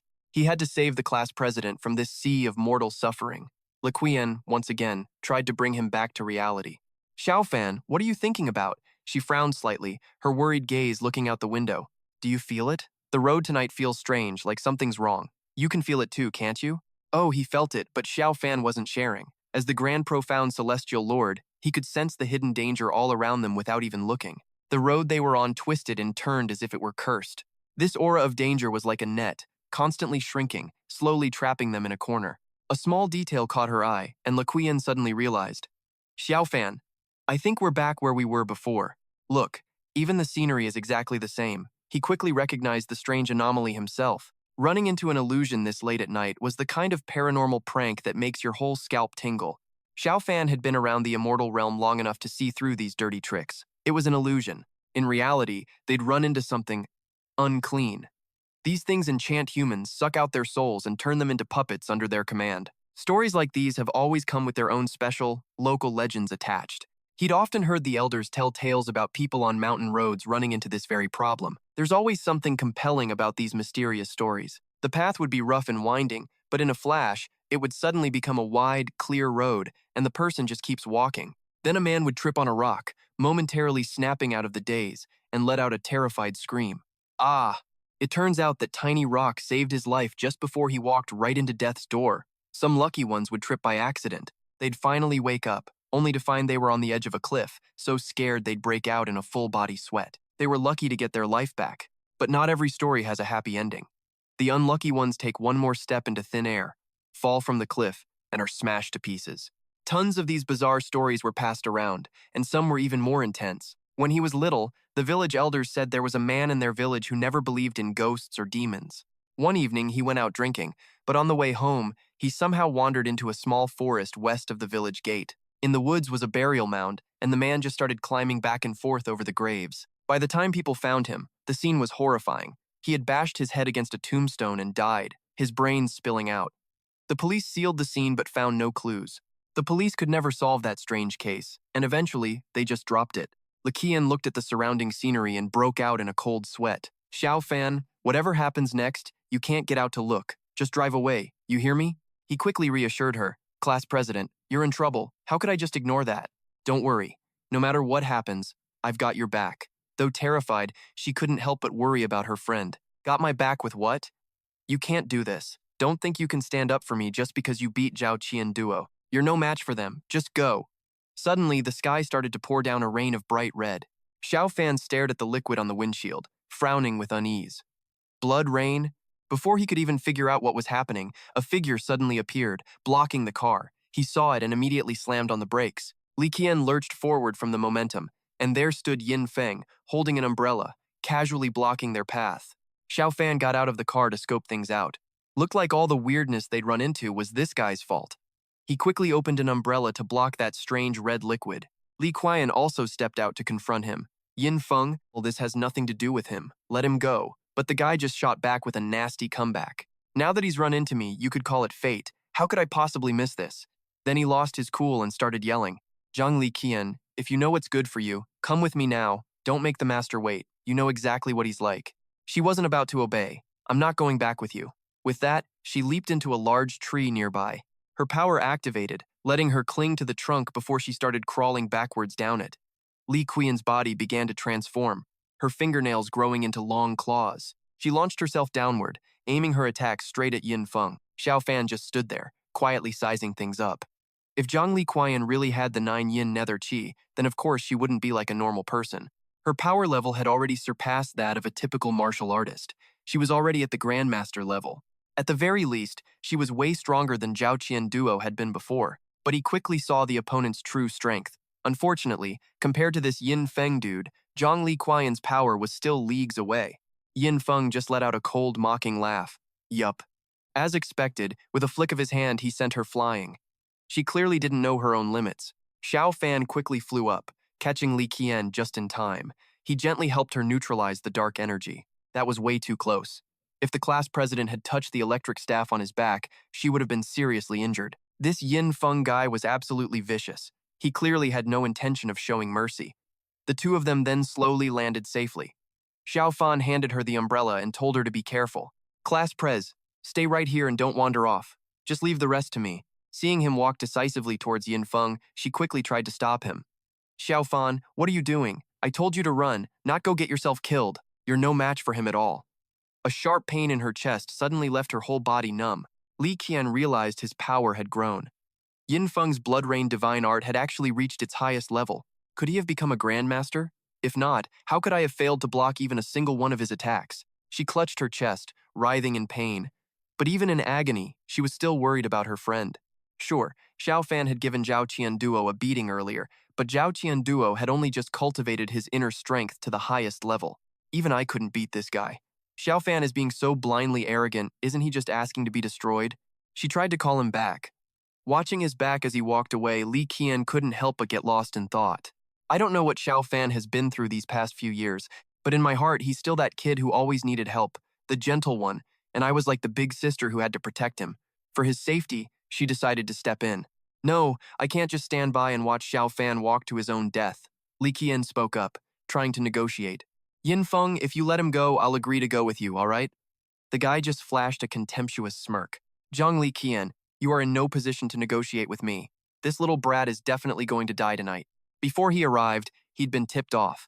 Zhao Qian duo had called him earlier, specifically mentioning this kid. Qiu Ming wanted him dead, period. Yin Feng lowered his umbrella, preparing for the showdown. So, Li Xiaofan actually managed to take down Zhao Qian duo.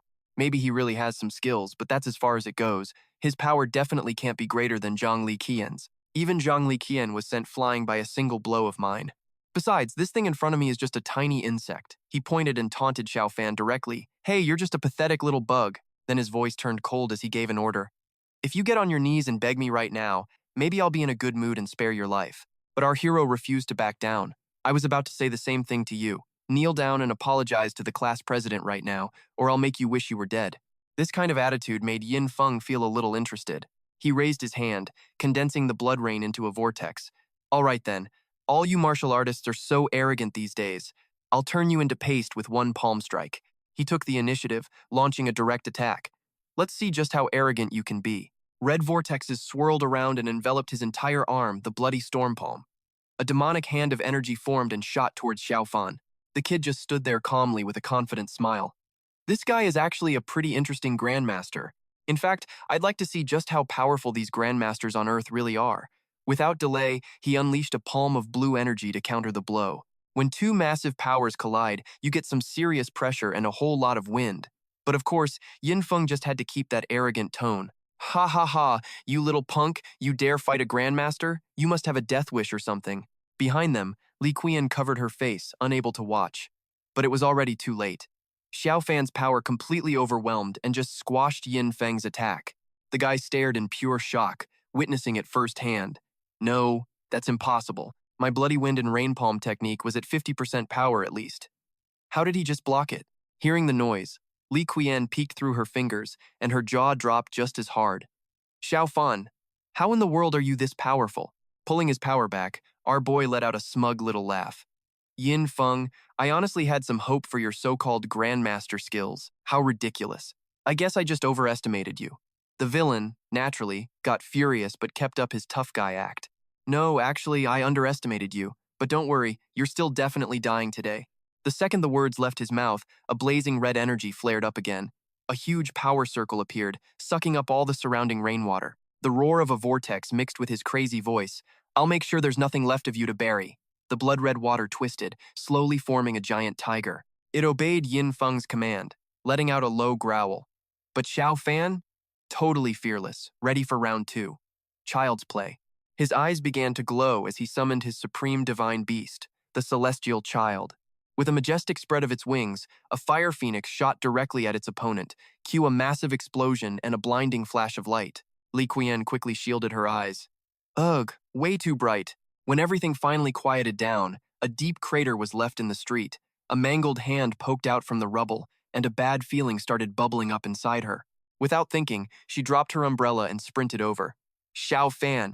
Li Qian trembled with fear, trying to dig through the stones. Xiaofan, are you okay? She moved faster, her voice catching in a sob. I'm going to get you out. Just then, Xiaofan, standing right behind her, gave a little cough. Ahem. He said her name and she froze completely. Class president. He didn't have a single scratch on him, just a calm smile. I'm over here. Li Qian looked at him, then back at the poor sap in the rubble, completely stunned. So, Xiaofan was a legit hidden master this whole time. To me, Grandmaster Yin Feng was this untouchable force, and yet, Xiaofan just beat him in a single move. She was floored by the power he'd been hiding. If I hadn't seen it with my own two eyes, I would never have believed this was real. Xiaofan looked around and saw the area was returning to normal. The blood, rain, and illusions were, thankfully, gone. Li Qian watched him walk over, her mind still totally blown. Even Yin Feng was no match for him. Was this really the same weak, bullied kid she used to know? He held out his hand and spoke gently. Class president, I already told you, no matter what trouble you're in, I'll take care of it for you. You just didn't believe me. She took his hand to stand up, answering shyly. Xiaofan, it isn't that I didn't believe you, it's just that you've given me way too many surprises. But looking at the unconscious guy on the ground, she was still worried. But this Yin Feng guy is just a newly minted grandmaster. The really dangerous one is his master, Chen Xikong, Grandmaster Chen. Believing in him now, Li Qian told Xiaofan the whole story. Grandmaster Chen has been trying to force me to be his disciple, to train with him, but I got a seriously dark vibe from the guy, so I always refused. After she found out about his evil plans, she went into hiding. But recently, Grandmaster Chen sent Zhao Qianduo to give her one final ultimatum. He gave her 3 days. If she didn't agree to his terms, he was going to forcibly kidnap her and drag her away. Li Qian knew how strong they were. You might not know this, but Zhao Qianduo is Grandmaster Chen's top student, which is why he's so arrogant. As she said this, her face went pale with fear. Xiaofan, you've never met Grandmaster Chen. You have no idea how powerful he is, she continued, spilling everything she knew. Grandmaster Chen. He isn't a man, he's a god. A supreme, high and mighty god. I heard it with my own ears. He can wipe out an entire cultivation sect with a flip of his hand. Honestly, it's just way too terrifying. Li Qian tried with all her might to stop him. Xiaofan, listen to me. You are no match for Grandmaster Chen. You can still leave Yunzhou now and it won't be too late. But Xiaofan didn't budge. If I leave, he'll definitely come for you. To you, that's a huge problem. But to me, it's barely an inconvenience. Seeing her friend so reckless with his own life, she yelled, Xiaofan, you're being too arrogant. What can I say to make you believe me? You are absolutely not a match for Grandmaster Chen. Just go, now. I don't want to get you involved in this. Xiaofan tried to calm her down, asking for her trust. Class president, let me have this chance to repay your kindness. All Lerqian could do was sigh at his stubbornness. Xiaofan, if I'd known, I never would have lent you that 1,000 yuan, then you wouldn't be dragged into this mess. But he, ever so serious, shot back. You're wrong, class president. Even without that 1,000 yuan, I'd still help you. We're classmates, remember? Lerqueen appreciated the sentiment, but her stomach was still doing gymnastics. I mean, she knew Xiaofan had good intentions, but how could he possibly take on the legendary Master Chen? Master Chen's skills were practically mythic. Killing a grandmaster was like swatting a fly for him. By now it was late, though a few apartment lights were still on. Lair Queen stepped gently out of Xiaofan's car, making sure to turn back. Xiaofan, thank you for today. And you be safe on your way home. He was practically beaming as he waved goodbye. Under the dim streetlights, Xiaofan sped down the empty road alone. He finally pulled over when he found a spot that seemed secure enough. He got out and popped the trunk. Inside, Yinfeng was already awake. Where is Master Chen? When he didn't get an answer, Xiaofan just grabbed the guy's collar and yanked him out. See, the plan was to keep Yinfeng alive just long enough to use him to find the mastermind and solve this whole problem for his class president. Yinfeng struggled in pain, but still tried to act tough. Ha! You want me to betray my master? Not a chance. Xiaofan wasn't impressed. Oh, a tough guy, huh? As the supreme mystic immortal, I have about 100,000 ways to make people talk. We can try a new one each time. You might not die, but you'll lose some skin. After about 10 minutes of struggling, the guy couldn't take it anymore. Ah, I'll talk. I'll tell you everything. Please, just let me go. And just like that, Yinfeng started spilling everything. Master Chen, my master. He's based deep in the mountains west of Yunzhou. The mountain's called Kangmang Mountain. It's a huge range, hundreds of meters high. It's full of rivers, poisonous snakes, and wild animals. Xiaofan, satisfied, kept pressing. Are you familiar with this Kangmang Mountain? The guy, now being extremely cooperative, nodded. There are a lot of local legends about it. Some people say there's a mountain god there. Yinfeng then retold every story he knew. Word was, since ancient times, the place was crawling with demons and ghosts, causing endless trouble. Because of that, every full moon, the nearby villagers slaughter pigs and goats as an offering to the mountain god. They beg the great god of Kangmang Mountain to keep the evil spirits in check and, save them from total misery. But some of the elders say, he continued, that the so-called mountain god is actually the biggest evil demon of all, trapped inside the mountain. There were other strange stories from history, too. Back in the 1930s and 40s, China was engulfed in war. At the time, a group of bandits was terrorizing Yunzhou, killing and burning everything. They were pure evil. Luckily, the people united. The local militia planned to lead everyone through Kangmang Mountain to escape the county. What followed was a perfect case of karma. The bandits decided to hunt them down. Hundreds of them, armed with guns and cannons, marched into Kangmang Mountain on the night of a full moon, of all things.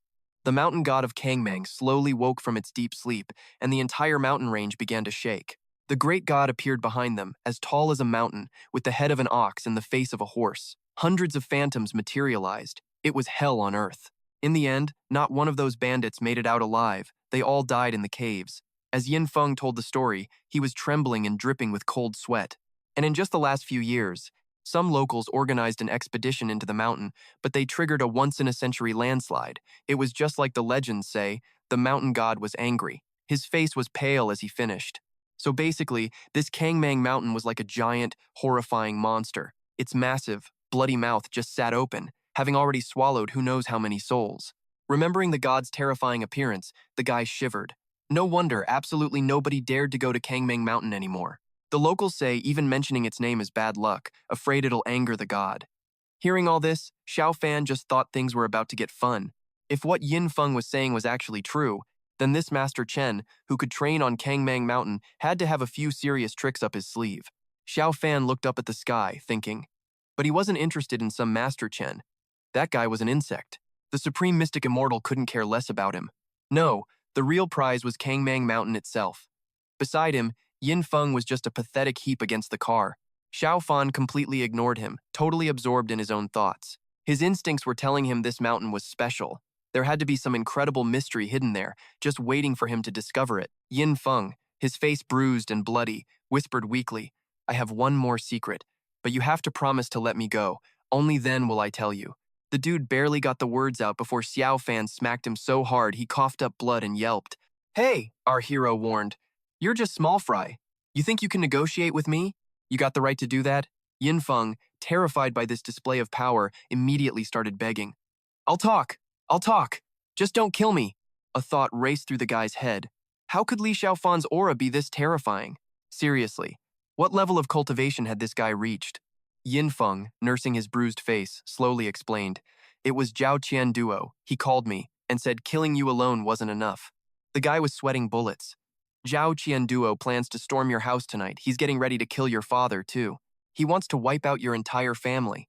The second Xiaofan heard his family was involved, the rage just boiled over. Well, isn't that just classic Zhao Qian Duo? Daring to target my father. If you're going to be that evil, don't blame me for what happens next. Suddenly, Xiaofan grabbed Yin Feng's jaw and shoved a white pill into his mouth, then turned and walked away, explaining coldly. That's a 7-pace bowel shredder pill. The poison kicks in after 1 hour. At that point, you'll die flailing in agony, then dissolve into a puddle of pus. Fun, right? Yin Feng, still on the ground, frantically clawed at his throat trying to get the pill out, choking and coughing. He was, shall we say, not a fan of death. Throwing all dignity aside, he dropped to his knees, begging Xiaofan. Mr. Li, please, spare me. Don't kill me. Xiaofan didn't even blink, just stated his terms.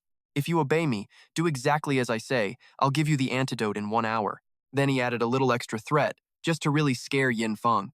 Of course, you could try running back to your master on Kangmang Mountain. But honestly, only I have the antidote. Feel free to test that theory. Yin Feng was scared, stiff, stammering, I wouldn't dare. I'll do whatever Mr. Li says. Night had fallen. Clouds gathered but couldn't quite hide the sparkling stars. Suddenly, a car's headlights flashed on. The car's display lit up, showing the time. 12:25 a.m. Xiaofan sat behind the wheel, a wicked grin on his face. Zhao Qian Duo, you just wait for me. He slammed his foot on the gas, and the car shot off like a bat out of hell. The rain started to fall, followed by a crack of thunder. Boom! At a small, simple house, thunder rocked the sky as the downpour continued.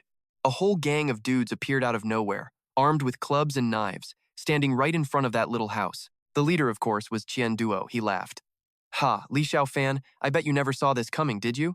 With my connections in Yunzhou, getting your family's address was almost too easy. He turned to give his goons their orders. Remember, once we're inside, you see someone, you chop them down. Hack them to death, no mercy. Got it? The other goons, hearing the command, answered in unison. Got it, young Master Zhao. And just like that, one of them kicked the door in. Screams from inside the house mixed with the sound of the rain. Ah, help me. But despite the terrified cries for help, Qian Duo just sat calmly in his car, puffing on a cigarette, boasting to himself, Li Xiaofan, I even brought a big can of gasoline for you in my trunk. I've got it all planned out. After this is over, I'll douse your house. Then I'll light a match, burn it all to the ground. No one will ever know. Everyone will just think it was a tragic accident, not something awesome that Zhao Qian Duo did. He laughed, a truly creepy, villainous laugh. Li Xiaofan, you're probably already checking in with the King of Hell. Don't worry, I'll send your family along so you won't be lonely. This is what happens when you cross me. Just then, Zhao Qian Duo saw a figure get thrown into the air. The body slammed right onto his windshield, scaring the absolute soul out of him. What the hell is that? The glass was covered in blood. As the body slid down, its face was revealed. Qian Duo recognized that familiar face and gasped. This can't be. Impossible. Not believing his eyes, he took off his glasses and rubbed them like a cartoon character.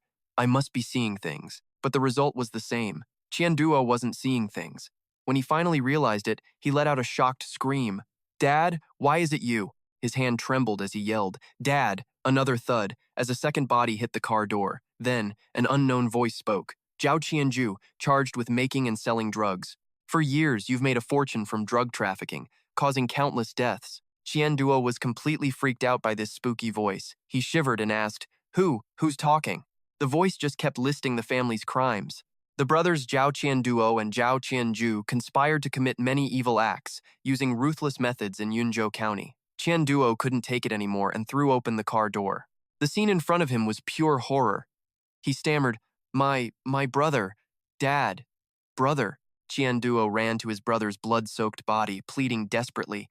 Wake up, you two! Come on, wake up! Someone inside screamed, Help! Without a second thought, Qianduo bolted right through the door.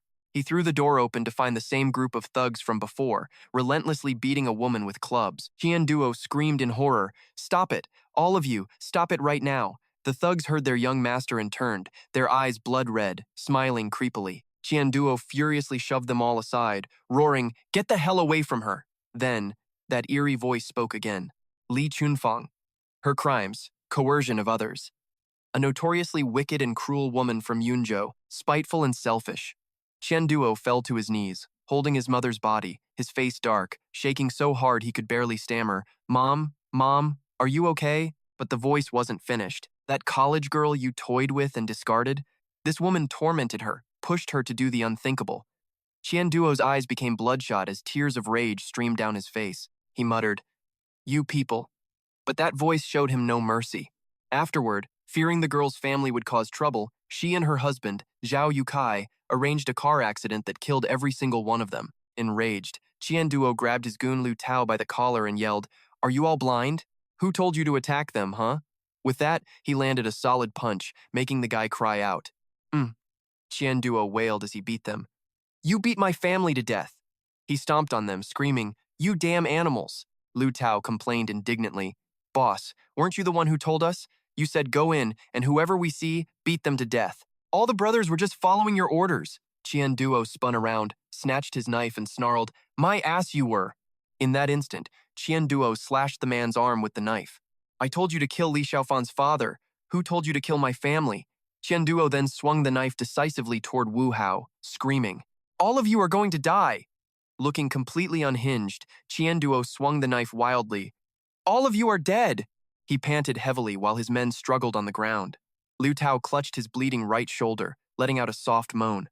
And then suddenly, he snapped back to reality. His eyes shot wide open. He looked down, startled and terrified, at Chunfang lying on the ground.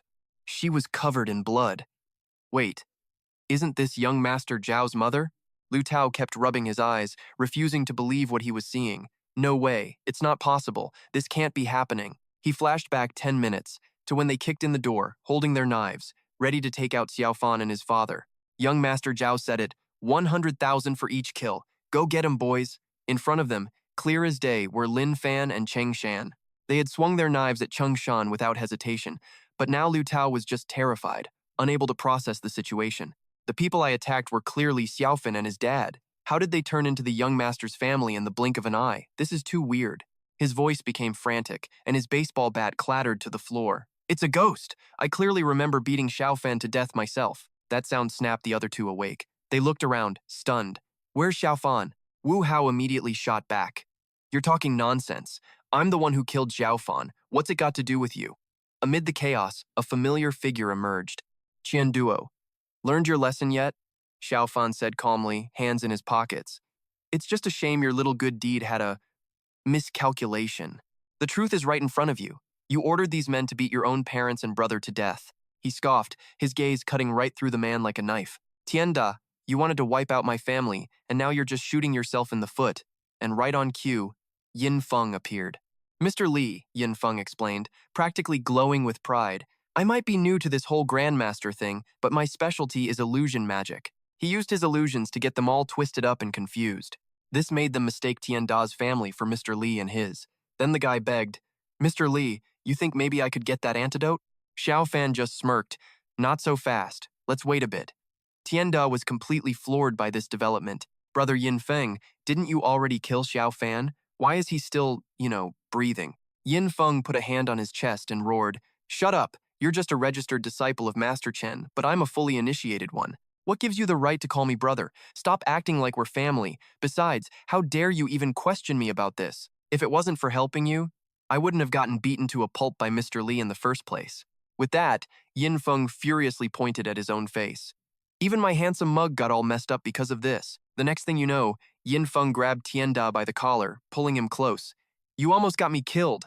Tienda jabbed a thumb at his chest, shouting angrily, "Then just come after me. Why did you have to involve my parents?" Xiaofan strolled over, talking as he walked. "Qian Duo, I do believe that's my line, not yours." Then he shot the guy a glare. "Tonight's little mess. Why'd you drag my father into it? Trying to kill my entire family? You brought this all on yourself." And just like that, Xiaofan started laying down the threats. Qian Duo, by tomorrow, you'll be the most famous guy in all of Yunzhou, maybe the whole country for hiring someone to kill your own parents and brother. And hearing this, Qian Duo couldn't help but shiver. His mind immediately flashed to those trashy tabloid headlines about rich kids hiring hitmen to take out their twin siblings, brutally murdering their own relatives. Xiaofan let out a cold laugh. You're going to live with that pain and guilt forever. With that, he pulled a contract out from his jacket and shoved it in Qian Duo's face. Oh, and another thing, don't you just love using your money to bully people? The words hit the guy like a punch to the gut. Well, I'm about to make you flat broke. Sign this asset transfer contract, he said, but Qian Duo, shaking, wasn't having it. He slapped the paper away with a yell. In your dreams, Xiaofan. I'd have to be an idiot to sign that. So Xiaofan just casually lifted a hand, gathering a bit of spiritual energy. You don't have the right to refuse. With a sharp clang, the knife on the floor flew up and sliced straight into Qian Duo's right hand, making him scream in agony. Then, Xiaofan tossed the contract right onto the guy's bleeding hand. The blood immediately soaked through the paper, and then he snatched the contract right back. Now it had a perfect bloody handprint. Qian Duo gritted his teeth and tried to grab it, but missed. Damn it. Xiaofan quickly stuffed the contract back into his jacket. Qian Duo, from this day on, all of the Zhao family's assets will be in my father's name. Right then, the wail of police sirens echoed from outside. They stopped right in front of Xiaofan's house. A whole crew in black suits and sunglasses piled out of the cars and marched toward the home. The door was pushed open with a soft creak. Xiaoyun stood there, holding up his police badge, his eyes and voice pure ice. I'm the deputy director of the special task force. Everyone, freeze. In a flash, they had the whole scene completely under control. Xiaofan frowned, clearly annoyed. What is he doing here? Xiaoyun rested his chin on his hand, studying the scene. What in the world happened here? And who killed all these people? Xiaofan quickly kicked Yin Feng in the leg, signaling him. It was Zhao Qian Duo who sent people here, right? Yin Feng? The guy yelped in pain. Yes. It was Zhao Qian Duo who brought people here to do this. I'm a witness. Qian Duo scrambled to grab Xiaoyun's arm to explain. Director Li, these two teamed up to frame me. You have to believe me. I'm being framed. He spun around, pointing a finger at Xiaofan and Yin Feng to place the blame. The real killers are Li Xiaofan and Yin Feng. They did all of this. They're setting me up, he pleaded, voice cracking. The dead are my family. I swear I didn't kill them. Xiaoyun turned to look at our hero with a mocking tone. Well, I wondered who it was. Turns out it's Li Xiaofan. Pretty impressive, causing this much trouble the second you get back. Didn't my dad call your dad? You two weren't allowed to attend the ancestral rites this year. What gives you the nerve to come back? Xiaofan remembered exactly who this guy was, Li Xiaoyun, his eldest uncle's son. He was also, annoyingly, the most brilliant one of all the cousins in the Li family. He thought back to the past. Since they were kids, Li Xiaoyun had excelled at everything, which also made him an arrogant, disrespectful jerk to everyone. An image of him forcing a smile at Xiaoyun's threats flashed in his mind. He and the second uncle's son were always ganging up on him. Xiaoyun's whole family, dressed to the nines, standing there laughing at Xiaofan and his father. Especially Li Xiaoyun's family, they'd always look down on them. They were constantly making fun of them, pushing them away. It was like they thought the only way to prove how great they were was to step on his family's heads. He snapped out of his thoughts and pointed a finger, reminding the guy to do his job. Li Xiaoyun, let me remind you of something. The person who came here tonight to cause trouble was Zhao Qian Duo. The one who came here to kill people was also Zhao Qian Duo. Since you're the deputy director of the task force, the evidence is right here. Look for it yourself. I shouldn't have to teach you how to do your job, right? Then he corrected him about the family ceremony. And another thing, I am a member of the Li family. The ancestral ceremony is to worship the ancestors of the Li family, not to worship you and your dad. He gave him a cold warning. So you have no right to tell us we can't participate. And you are not worthy to stand here and say those words to my face. Xiaoyun was completely shocked by his cousin's attitude.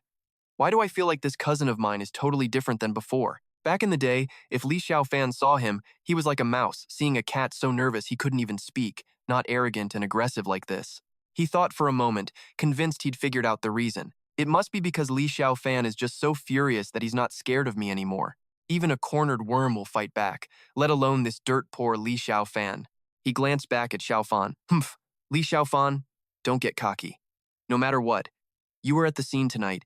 You can't escape this. Xiaoyun then barked an order to his followers. Men, search this place thoroughly and don't miss a single tiny detail. His men acknowledged the order. On the ground lay dead bodies, with blood still splattered everywhere. Suddenly, someone reported, Deputy Chief Li, the initial investigation has turned up some results. Aji held up a notebook as he spoke. All the attackers at the scene confessed that Zhao Tianda had sent them to kill people, telling them to slash anyone they saw until they were dead. A Zheng held up a computer with surveillance footage. On top of that, the main gate camera recorded them all storming into Mr. Li's house. 2 red gas cans were sitting in the open car trunk. They also found 2 huge gasoline containers in the back of Zhao Tianda's car. It was pretty obvious they were planning to set a fire to destroy all the evidence at the scene. A Zheng pointed his pen at 2 guys in the back. What's more, Zhao Tianda had personally killed 2 of his own men. He then pointed at Tianda and declared, "The evidence is undeniable. We have both witnesses and physical proof." Tianda quickly grabbed Xiao Yun's hand, begging for help. "Chief Li, Brother Li, I swear it wasn't me who killed them. I was framed by Li Xiaofan. You have to believe me. I'm being wrongly accused." Xiao Yun heard this and just felt annoyed. Sure, he had a good relationship with Zhao Tianda, and the guy usually spent a ton of money on gifts for him, but this idiot just had to go and cause such a massive problem. He snatched his hand back and snapped, "Who's your brother? Don't call me that." Xiao Yun took out a small handkerchief, wiped the spot Tianda had touched, then announced, "In our task force, we have strict discipline. We show absolutely no mercy to criminals. Men, cuff him and take him away." Tianda was handcuffed, escorted out, and they all sped off in a car. Whoosh! But Xiao Yun and 2 of his guys stayed behind, clearly intending to take Xiaofan with them. He waved his hand. "Li Xiaofan, you were also at the crime scene, which makes you a suspect. Men, arrest him for me." But deep down, you could tell the guy was holding a pretty serious grudge. "Li Xiaofan, you dare oppose me? I have 100 ways to destroy you and show you who's the real boss of the Li family's younger generation." Aji stepped forward with a cocky look, holding out his hand. "Mr. Li, you'll have to come with us." A Zheng also moved in, handcuffs ready. Task force warning, do not resist. But Xiaofan's eyes were blazing with pure, unrestrained anger. "Get lost." Both a Zheng and a Ji went flying to the ground, just staring at him with their mouths open. He sneered at the pathetic little insects who dared offend an immortal. A furious Xiaofan stomped right up to Xiao Yun. "I show up at a crime scene, so I'm automatically a suspect? What kind of messed up logic is that?" He got right in his face and said, sarcastically, "By your logic, since you're also at the scene, shouldn't you be a suspect too?" He then added, "Li Xiao Yun, don't think for a second I'm scared of you just because you're the deputy chief of the task force. To be honest with you, even if the director of the task force showed up here, he'd have to be respectful to me, let alone a puny deputy chief like you." Xiaofan then pointed outside and threatened loudly, "If you know what's good for you, take your men and get out. Otherwise, don't blame me for being impolite." Xiao Yun just stood with his arms crossed, ready to argue right back. "Li Xiaofan, you dare to threaten me?" Totally unafraid, he pointed right back at him. "Director Zhang is the head of my department, and you dare say he'd have to be respectful to you? In all my life, I've never seen anyone bluff so shamelessly. Who do you think you are?" He got more worked up, even dragging his father into it. "Humph, your dad's a poor devil, and you're the son of a poor devil. Was your whole family born poor?" He spat bitterly, not believing a word. As if a guy like him could ever know Director Zhang. The guy spits.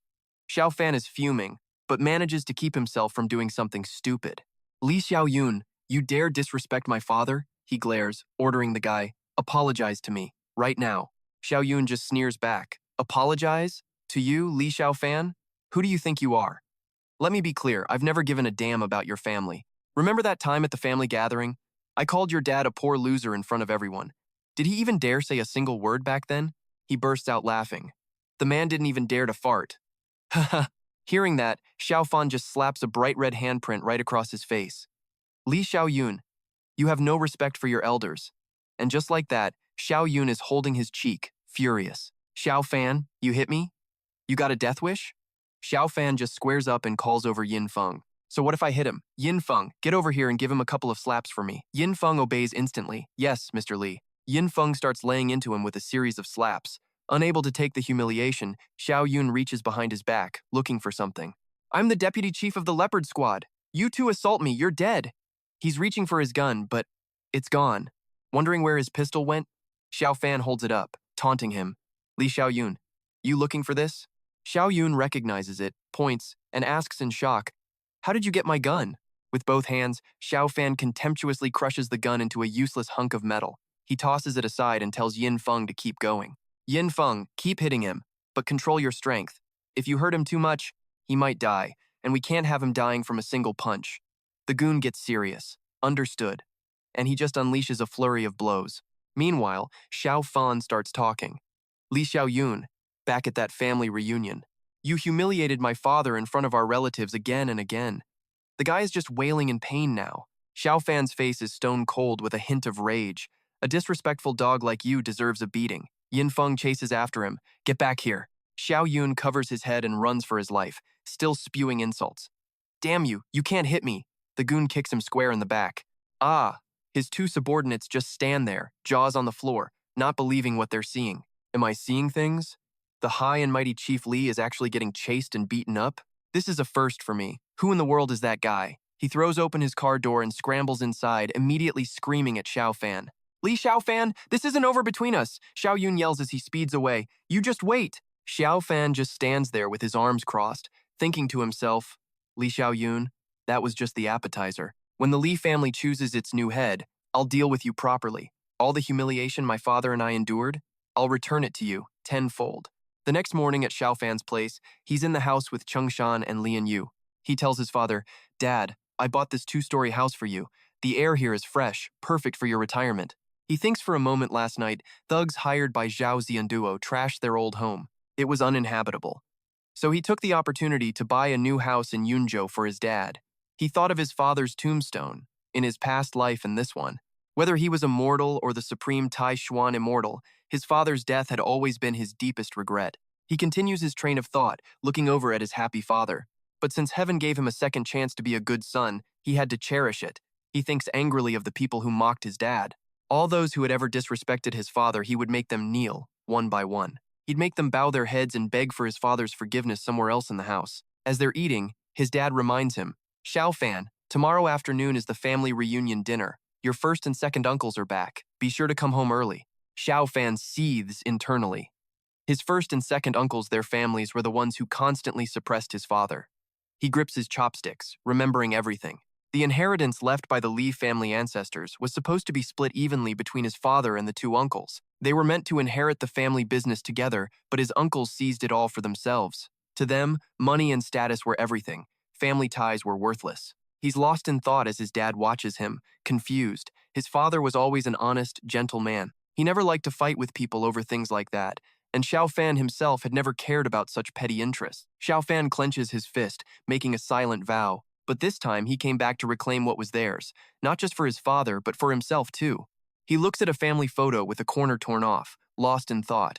And for the mother, he never got to meet. Seeing his son so dazed, Chengshan can't help but advise him. Xiaofan, at the family dinner tomorrow, you need to tone down that rebellious streak of yours. He smiles slightly. I know, Dad. But in his heart, he silently adds a little something else. Whatever you say, goes. But if his first and second uncles dared to get flashy, well, they shouldn't blame him for getting rude. The dark night sky, lit up by a gazillion stars, was also putting on a seriously impressive show. Xiaofan was just meditating in his room, with ridiculous amounts of energy swirling all around him.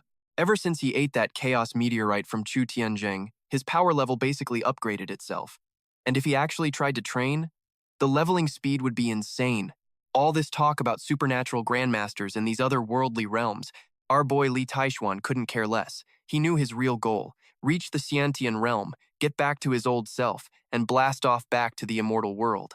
His eyes turned sharp, practically glowing with killer intent. When the time came, the first thing on his to-do list was to kill the 10 great heavenly venerates, get back the wordless scripture, and deliver some serious payback for everything he'd been through. But as he thought about it, Xiaofan's mood softened, and of course it was because of that innocent girl, Shui Shi.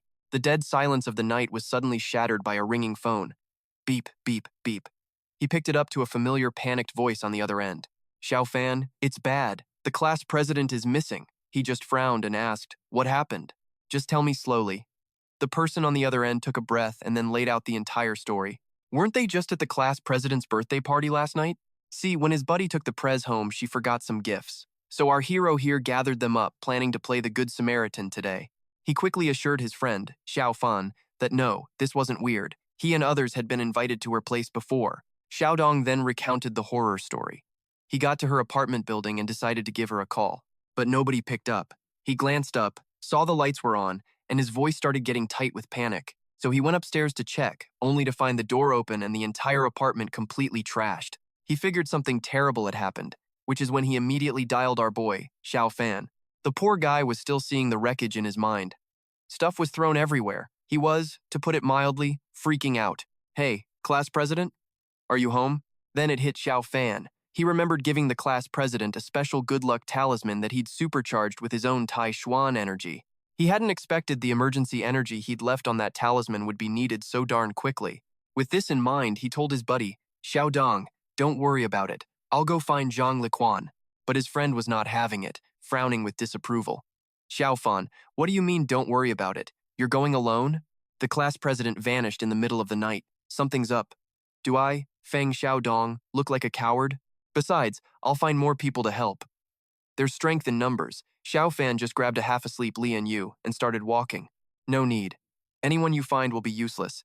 They'd just be asking for trouble. I can handle it myself. But Xiaodong was firm. They're all already here waiting. Xiaofan, just come with us.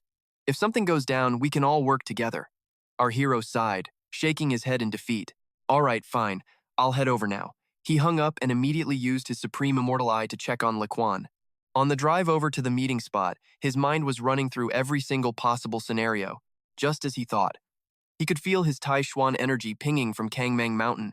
Zhang Liquan was probably kidnapped by that so-called Master Chen. Just then, Li and Yu groggily woke up. Master, where are we going so late? Meanwhile, Ha Huang was proudly introducing the beefcake beside her. Fang Xiaodong, let me introduce you. This is my boyfriend. His name is Kei Jiqian, a provincial taekwondo champion. Oh, and at the national tournament last month, he cracked the top 10. Xiaodong happily reached out a hand to shake. I had no idea Brother Qi was so accomplished. That's amazing. But the guy just shot him a cold look and ignored him completely. Ha Huang kept on bragging. As if my boyfriend needs you to tell him how great he is. You wouldn't believe the number of girls who chased him. She said this with a smug grin. But in the end, I was the one to tame him. I'm not like you country folk. She then put on a show of fake regret. At the class reunion last night, I couldn't join because Jiqian and I went to see a movie. Ha Huang glanced around the trashed room, taking it all in. But when I heard something happen to the class president, I rushed over with him to see if we could help. Then she pointed to some scrawny guy typing furiously on a computer and continued her little presentation. But don't you worry, his name is Agang, Jiqian's new apprentice. Don't underestimate him just because he's not as built as my man. Turns out, he's a famous hacker, and he's doing everything he can to track down the class president. Suddenly, Jiqian scowled, looking absolutely enraged. Feng Xiaodong, who was that punk you were on the phone with? He's got a big mouth, doesn't he? Daring to call the people I found useless, the guy must have a death wish. In his head, though, he was just hyping himself up. Since I started out, every arrogant fool who crossed me has been crippled by my fists. Who does he think he is? The more he thought about it, the angrier he got, his pride flaring up like a wildfire. So he dares look down on me. When that kid gets here, I'll have to show him how things really work. Seeing her boyfriend get insulted, Ha Huang couldn't keep quiet, jumping to his defense. Fang Xiaodong, was that Li Xiaofan on the phone? He's way out of line. Does he even have any manners? She sneered to herself. I remember back in school, Li Xiaofan's personality was so weak. Other people would bully him and he wouldn't even dare to talk back. I can't believe a few years of work has made him so arrogant. She also recalled that, back in the day, she thought Li Xiaofan was kinda cute. She'd had a secret crush on him for a while, but then she realized he was just too weak, too cowardly, from a dirt-poor family, and offered absolutely no sense of security, so she wisely decided to drop him. The more she mulled it over, the more triumphant she felt. Looking back now, breaking things off was a brilliant move. Li Xiaofan couldn't hold a candle to Kei Jiqian. They were from two different universes. Just then, footsteps echoed, one big, one small, as two people entered. The second he saw who it was, Xiaodong's face lit up with a massive grin. Xiaofan, you're finally here, he said, rushing to greet him. We've been waiting for you forever. Meanwhile, Jiqian was squinting, sizing up the new arrival. His gaze was dripping with contempt. Turns out, he was just some average Joe. The guy's walk was all wobbly, no foundation at all. Even his own apprentice, Gang, looked tougher than this dude. And this beanstalk dared to talk trash on the phone? He was practically asking for it. Then Jiqian's eyes dropped lower. He saw Li and Yu in her child form and a vein started throbbing in his forehead. He brought a little girl with him. Was this guy trying to mock them? Was he really that much of a pushover? Jiqian shoved Xiaodong aside, marched right up to Xiaofan, and demanded an answer. Hey, you're the one who was running his mouth on the phone earlier, aren't you? You looking for a beatdown? Xiaofan gave him a quick once-over and made his own guess. This must be the backup, Fang Xiaodong called in. He coldly confirmed it. Everything I said was true. If you don't want to die, don't come here. Lian Yu, equally disgusted, stuck her tongue out at Jiqian. Then Xiaofan shot him a look, a murderous glint in his eyes. And of course, if you keep up the rude comments, I won't be so polite. Knowing that was aimed at him, Jiqian completely lost it, rolling up his sleeves and roaring, "Who the hell do you think you are? Say that again, I dare you." Xiaodong saw things were about to blow and quickly jumped in. "Hey, calm down, calm down. We're all here to save the class president. No need to get hostile." But Jiqian wasn't having it, pointing a finger right at Xiaofan's face, his words dripping with scorn. "You think this big-headed, pea-brained fool is going to save anyone?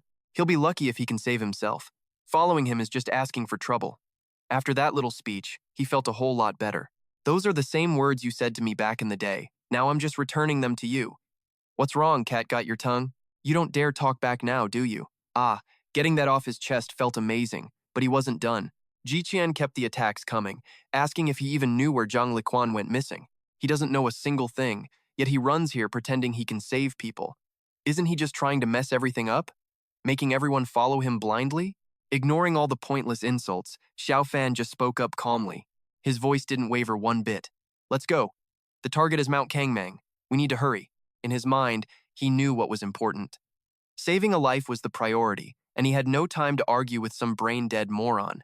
Hearing that, Jiqian just about exploded. "You say it's Mount Kangmang, so it's Mount Kangmang? Who's gonna believe you?" Just as the tension was about to snap, Gang's excited voice cut through the air. "Master, I finally found it!" He quickly reported what he'd discovered. The phone's last signal was on Mount Kangmang. Jiqian rushed over to the screen to check, his voice laced with disbelief. "What?" And sure enough, the computer showed coordinates right on Mount Kangmang. At that point, even though he didn't want to, he had to admit it was true. It couldn't be, but it really was on Mount Kangmang. His face turned beet red. Damn it, he had to eat his words way too fast. A nagging suspicion started to bubble up inside him. His apprentice Gang was no slouch. He was a nationally recognized master hacker. Jiqian glanced at his student, who had just managed to hack into the positioning system on Zhang Liquan's phone to finally find her location. He wondered, puzzled, even with all that skill. It still took Gang nearly half an hour, but Li Xiaofan just showed up and pinpointed the location instantly. How on earth did he do that? Unable to figure it out, he scratched his head and made a wild assumption. Must have been a lucky guess. Then he headed out with the others to the location. In the quiet night, two cars followed each other, zipping along the rugged mountain road. The cars stopped, their engines cutting out, returning the silence. Everyone got out of the cars one by one. Before them loomed the massive, imposing shape of Mount Kangmang against the night sky. Xiaodong tried to scout the path ahead and announced, "The mountain road up ahead is winding and treacherous. There's no way the cars can get through. Looks like we'll have to hike up the rest of the way." He never expected Mount Kangmang to be so eerie, not a single soul in sight, just a creepy vibe. Over on the side, Lian Yu spoke excitedly to Xiaofan. "Master, the ghostly energy here is even thicker than it was at Fanghua Lake. It's been so long since I've tasted such pure ghost qi." Meanwhile, Xiang clung fearfully to her boyfriend's arm. "Jiqian, I'm a little scared. I always hear the old folks in Yunzhou say that Mount Kangmang has a lot of unclean things." Jiqian just grinned, puffed out his chest, and oozed confidence. "With me here, you don't have to be scared. Just follow me, and I guarantee you'll all be perfectly safe." After his big speech, he shot a look at the group behind him, full of contempt and not so hidden meaning. "But if anyone's scared, you can scram now. Don't drag the rest of us down." Ha Huang immediately nodded in agreement. "Li Xiaofan, I remember back in school. You were such a wimp. People pushed you around and you never fought back, so this really isn't your scene. You should just go home." Xiaofan just smirked at the two idiots. Funny, he was thinking the exact same thing about them. Kangmang Mountain isn't as simple as you think.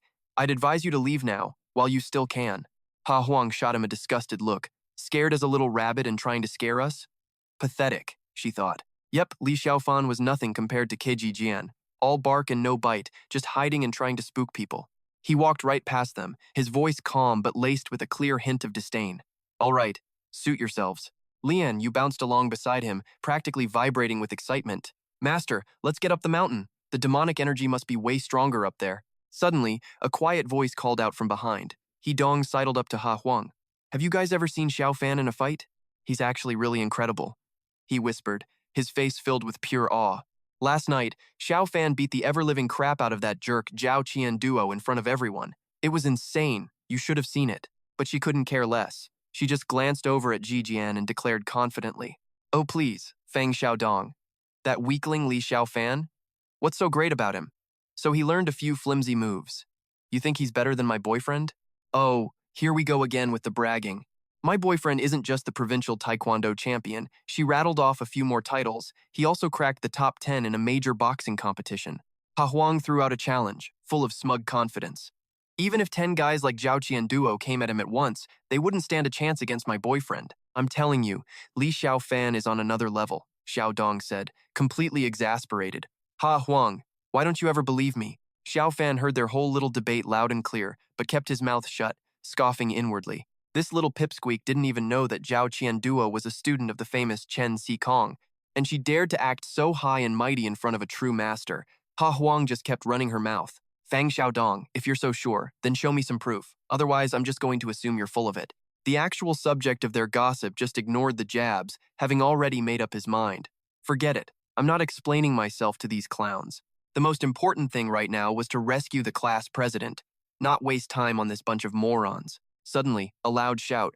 Master, there's a fork in the road up ahead. Looks like a path up Kangmang Mountain. Two paths lay before them. Jijian turned his head and gave an order. A gang, since you see a fork, use the GPS to figure out which way we should go. The guy immediately started tapping away on his computer, searching for their location. Master, based on Zhang Li Wan's phone location. He concluded the left path was the most direct. At almost the same time, Lian Yu pointed the other way. Go right, she said firmly. Hearing that, a gang scowled and whipped around.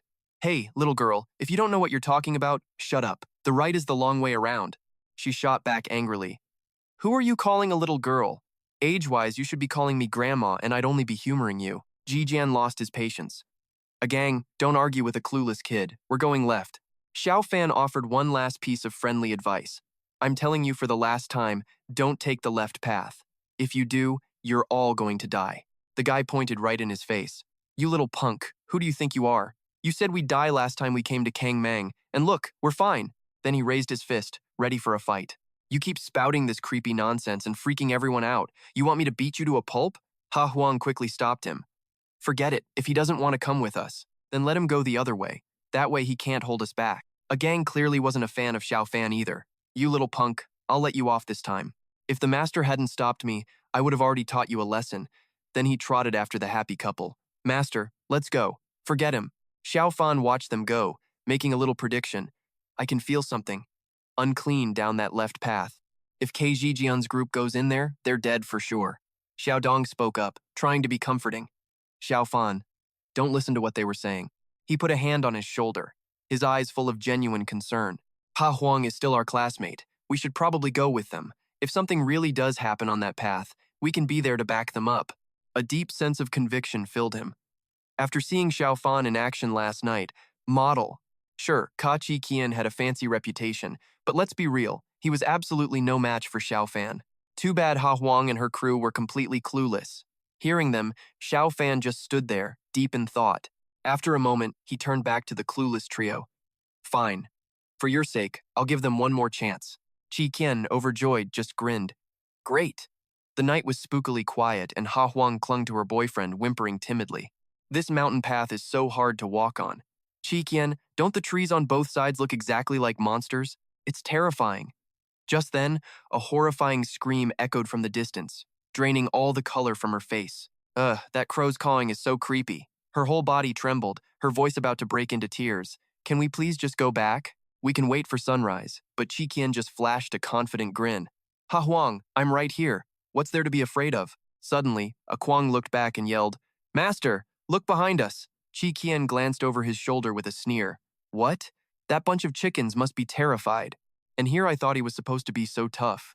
In the end, he's just trailing behind us, begging for our protection, isn't he? A truly nasty idea sparked in his mind. Yep, I've decided. If any danger pops up, they're going to be our human shields. And right on cue, a desperate cry echoed from up ahead. Help! Somebody, help us! A little girl was supporting an old woman, crying her eyes out. My grandma's leg is pinned by a rock. She can't move. Please help us. The old woman just moaned in pain. Oh dear, but Lian Yu was instantly on alert. Master, something's off with these two. I don't think they're human. Seeing this little drama, Xiao Dong immediately rushed forward, all concerned. Xiaofan, her leg is trapped. We have to help them. But he just frowned and stopped him. Stay put. Ignore them. Then he used his ability, focusing on the strangers. Celestial vision, and instantly the image in his eyes shifted, revealing a pair of demons with grotesque, twisted forms. Just as he thought, the old woman and girl were local spirits in disguise, who loved coming out to terrorize people. Xiaofan closed his eyes and shook his head.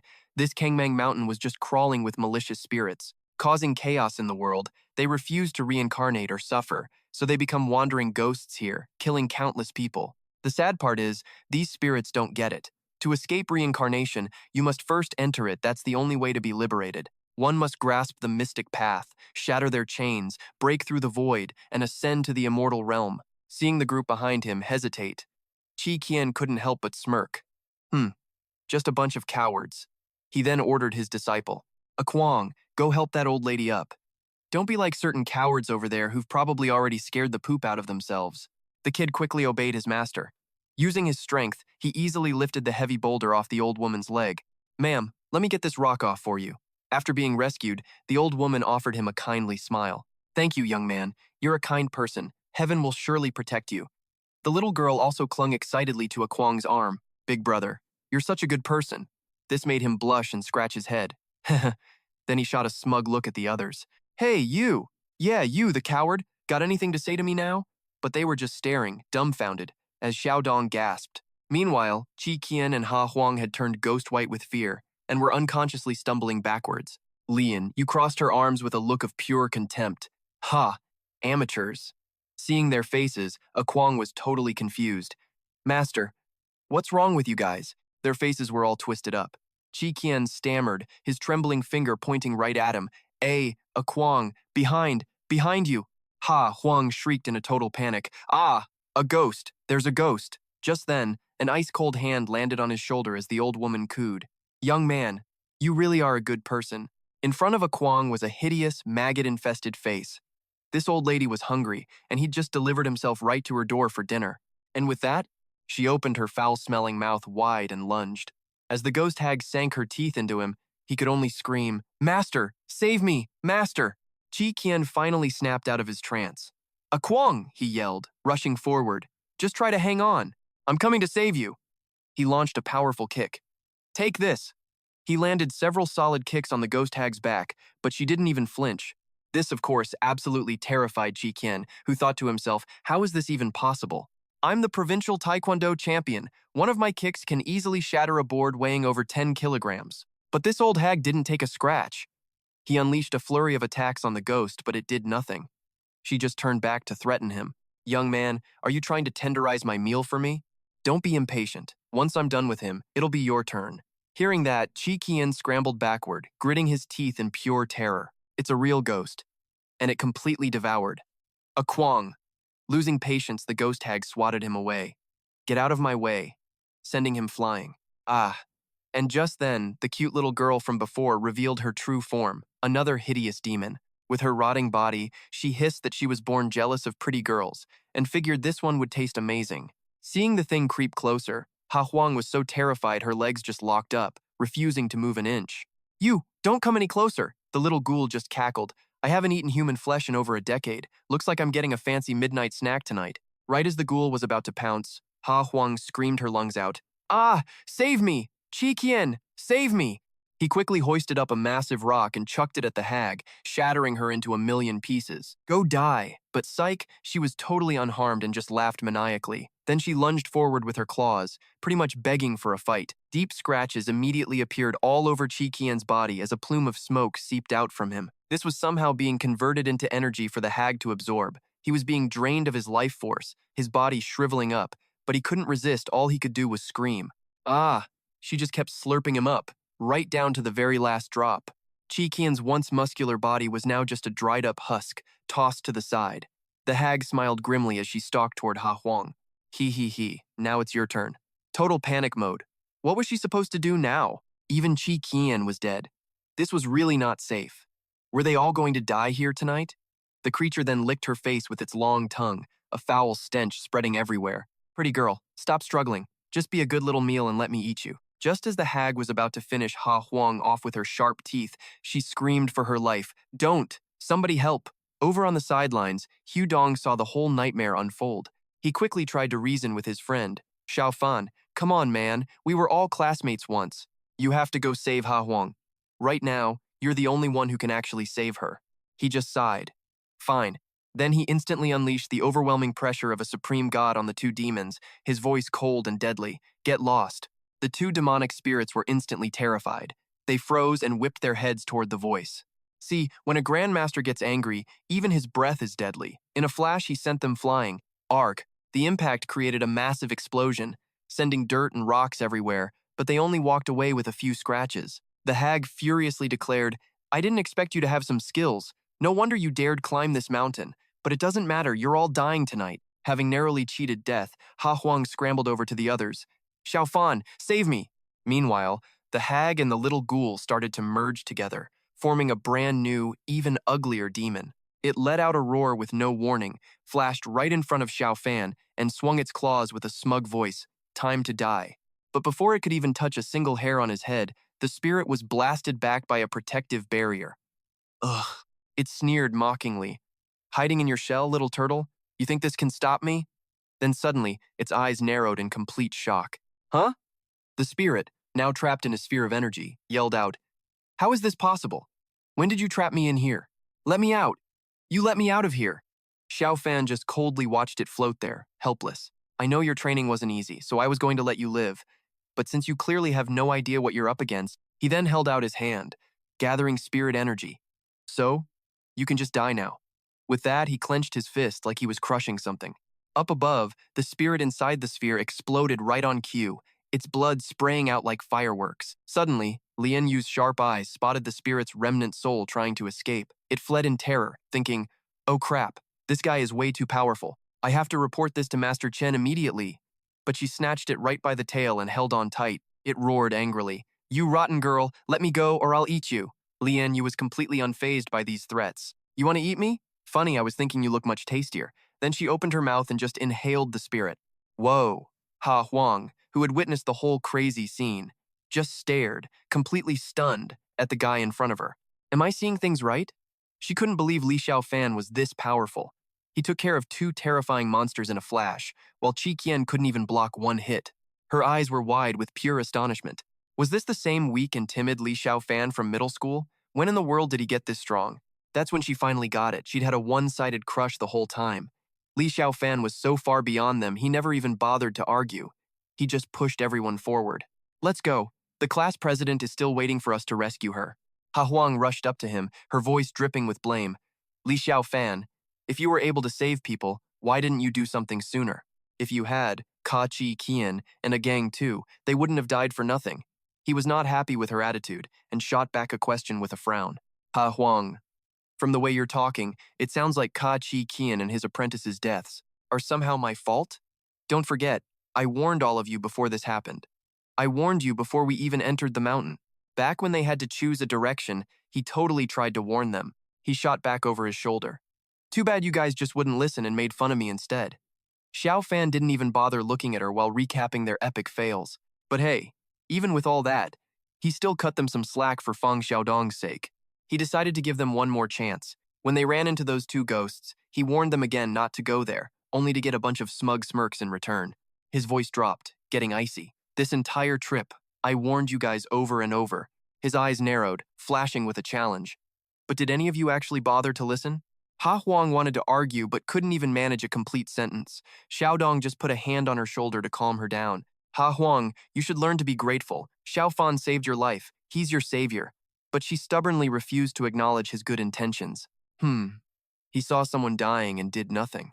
How is that a good person? Xiaodong could only sigh to himself, completely helpless. Man, it looked like no matter what he said, Ha Huang just wasn't going to listen. The group of four kept climbing the mountain in the dead of night. Ha Huang, getting scared and antsy, piped up, Are we there yet? After passing a patch of trees, the group suddenly stopped dead. Sharp-eyed Xiaodong spotted something, an ancient ritual circle surrounded by 3 massive stone pillars. He yelled out, Xiaofan, you gotta see this. He pointed to a trembling figure in the center. It was their class president. Suddenly, the tops of the pillars lit up, and a dark black smoke began to swirl. A massive chain burst out from the smoke, shooting straight down. It stretched longer and longer, snaking its way toward the circle. Its target was Li Qian. The iron chains writhed through the air toward her, releasing a dark, gloomy energy that coiled tightly around her arms and legs. Her body jolted as they all pulled taut at once. Li Qian let out a scream of pure agony. The rest of the group could only watch, trembling in terror. Xiao Dong stammered out, "Xiaofan, what in the world is happening here? Our class president's situation is just terrifying."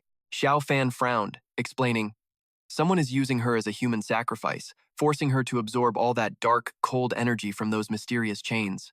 He stared intently as the chains just kept tightening their grip on Li Qian. Xiaofan knew that a normal person's body could never handle that kind of dark, chilling energy. But Zhang Li Qian had a special yin-swan constitution. The nine-yang energy inside her could suppress the corrupting influence of that dark power. He frowned, worried for his friend. The only problem was, this dark energy was just too powerful, and Zhang Li Qian's own nine-yang energy was far too weak. If this kept up, he feared Zhang Li Qian wouldn't be able to fight it off and would just become an empty, lifeless shell. Just then, she struggled to open her eyes. Seeing them, she panicked. "Xiaofan, why are all of you guys here?" She immediately screamed at them. "Get out of here! This isn't a place for you. Go now, before it's too late." Unexpectedly, the chains suddenly loosened their grip, slowly pulling back. Li Qian finally got a moment to breathe. She coughed up a mouthful of blood, hacking over and over before collapsing helplessly to the ground. Seeing this, Xiaofan knew things were bad and shouted, "Class president, I'm getting you out of there now." He immediately rushed toward the ritual circle. Suddenly, a cloud of smoke erupted and a voice boomed from inside. "Stop right there." A man in green Taoist robes emerged, his face a mask of fury. When Li Qian saw him, she used the last of her strength to plead, "Master Chen, please, let my classmates go. They don't know anything. I promise they won't say a word about this." Master Chen just sneered menacingly. "In your dreams. These little punks have ruined my important work, so don't even think about getting out of here alive." He then tossed something forward. "But, out of respect for them being your classmates, I'll grant them a quick and easy end." A sharp fang landed right in front of Xiaofan. The old man's voice was full of arrogance. "Now, drop dead. If I have to do it myself, your deaths will be much, much worse." But Xiaofan just laughed back at him. "Ha, you're not even worthy of saying that to me. You're the one who's going to die here." His voice turned serious, a clear challenge. "Let Zhang Li Qian go right now, or you won't like what happens next." Off to the side, Ha Huang's eyes went wide. "That's the legendary Master Chen. Oh, Li Xiaofan, you're so dead this time. It serves you right for being so arrogant," she thought gleefully. "You let someone die before, didn't you? This is just karma." Master Chen was famously ruthless, not just in Yunchuan, but in the entire province of Tiannan. He was an absolutely terrifying and dominant force. Her eyes, filled with pure hatred for Xiaofan, saw Master Chen as nothing less than a god. A god so far above them all, crushing Li Xiaofan would be as easy as squashing an ant. But that hateful, totally undisguised stare of hers was noticed by Kong. The old man's tone suddenly shifted. "Kid, I know you've got some skills. Otherwise, you couldn't have killed those two mountain spirits. Even my own disciple, Yin Feng, lost to you." He glanced over at Ha Huang. "And as for you, little miss, I know you hate this rotten kid for seeing someone die and doing nothing. If not for him, your boyfriend wouldn't have died in vain." Then pointed a finger right at Xiaofan and asked, "Don't you really want to kill him to avenge your boyfriend?" Hearing this, He Xiang hesitated for a moment, her face twisting with hatred. She admitted in a low voice, "Yes, Master Chen. Li Xiaofan could have saved them, but he just stood there and watched them die. A person like that doesn't deserve to live. I'm asking you, Master Chen, to kill him and end the hatred in my heart." Kong just smiled, satisfied. "An insect like that isn't even worthy of my attention. But if you want revenge, I'll give you a chance." And with that, he chopped Li Qian on the neck, forcing her to spit out a pearl. Cough, cough. The pearl fell to the ground, radiating these creepy dark energy waves. Li Qian, who was already injured, was knocked out cold by Kong's ruthless blow. He, on the other hand, just calmly picked up the pearl. He tossed it towards her, his voice a cold command. "Swallow this malevolent pearl." Then his voice turned syrupy sweet. "You'll be able to kill that little punk and avenge your boyfriend." The pearl flew in front of He Xiang, and she hesitated. But then she reached out and snatched it. Xiao Dong saw this and yelled, "He Xiang, absolutely not. Xiaofan just saved your life. How can you repay his kindness with this kind of betrayal?" Xiaofan stared at the pearl in her hand, frowning as he pieced it together.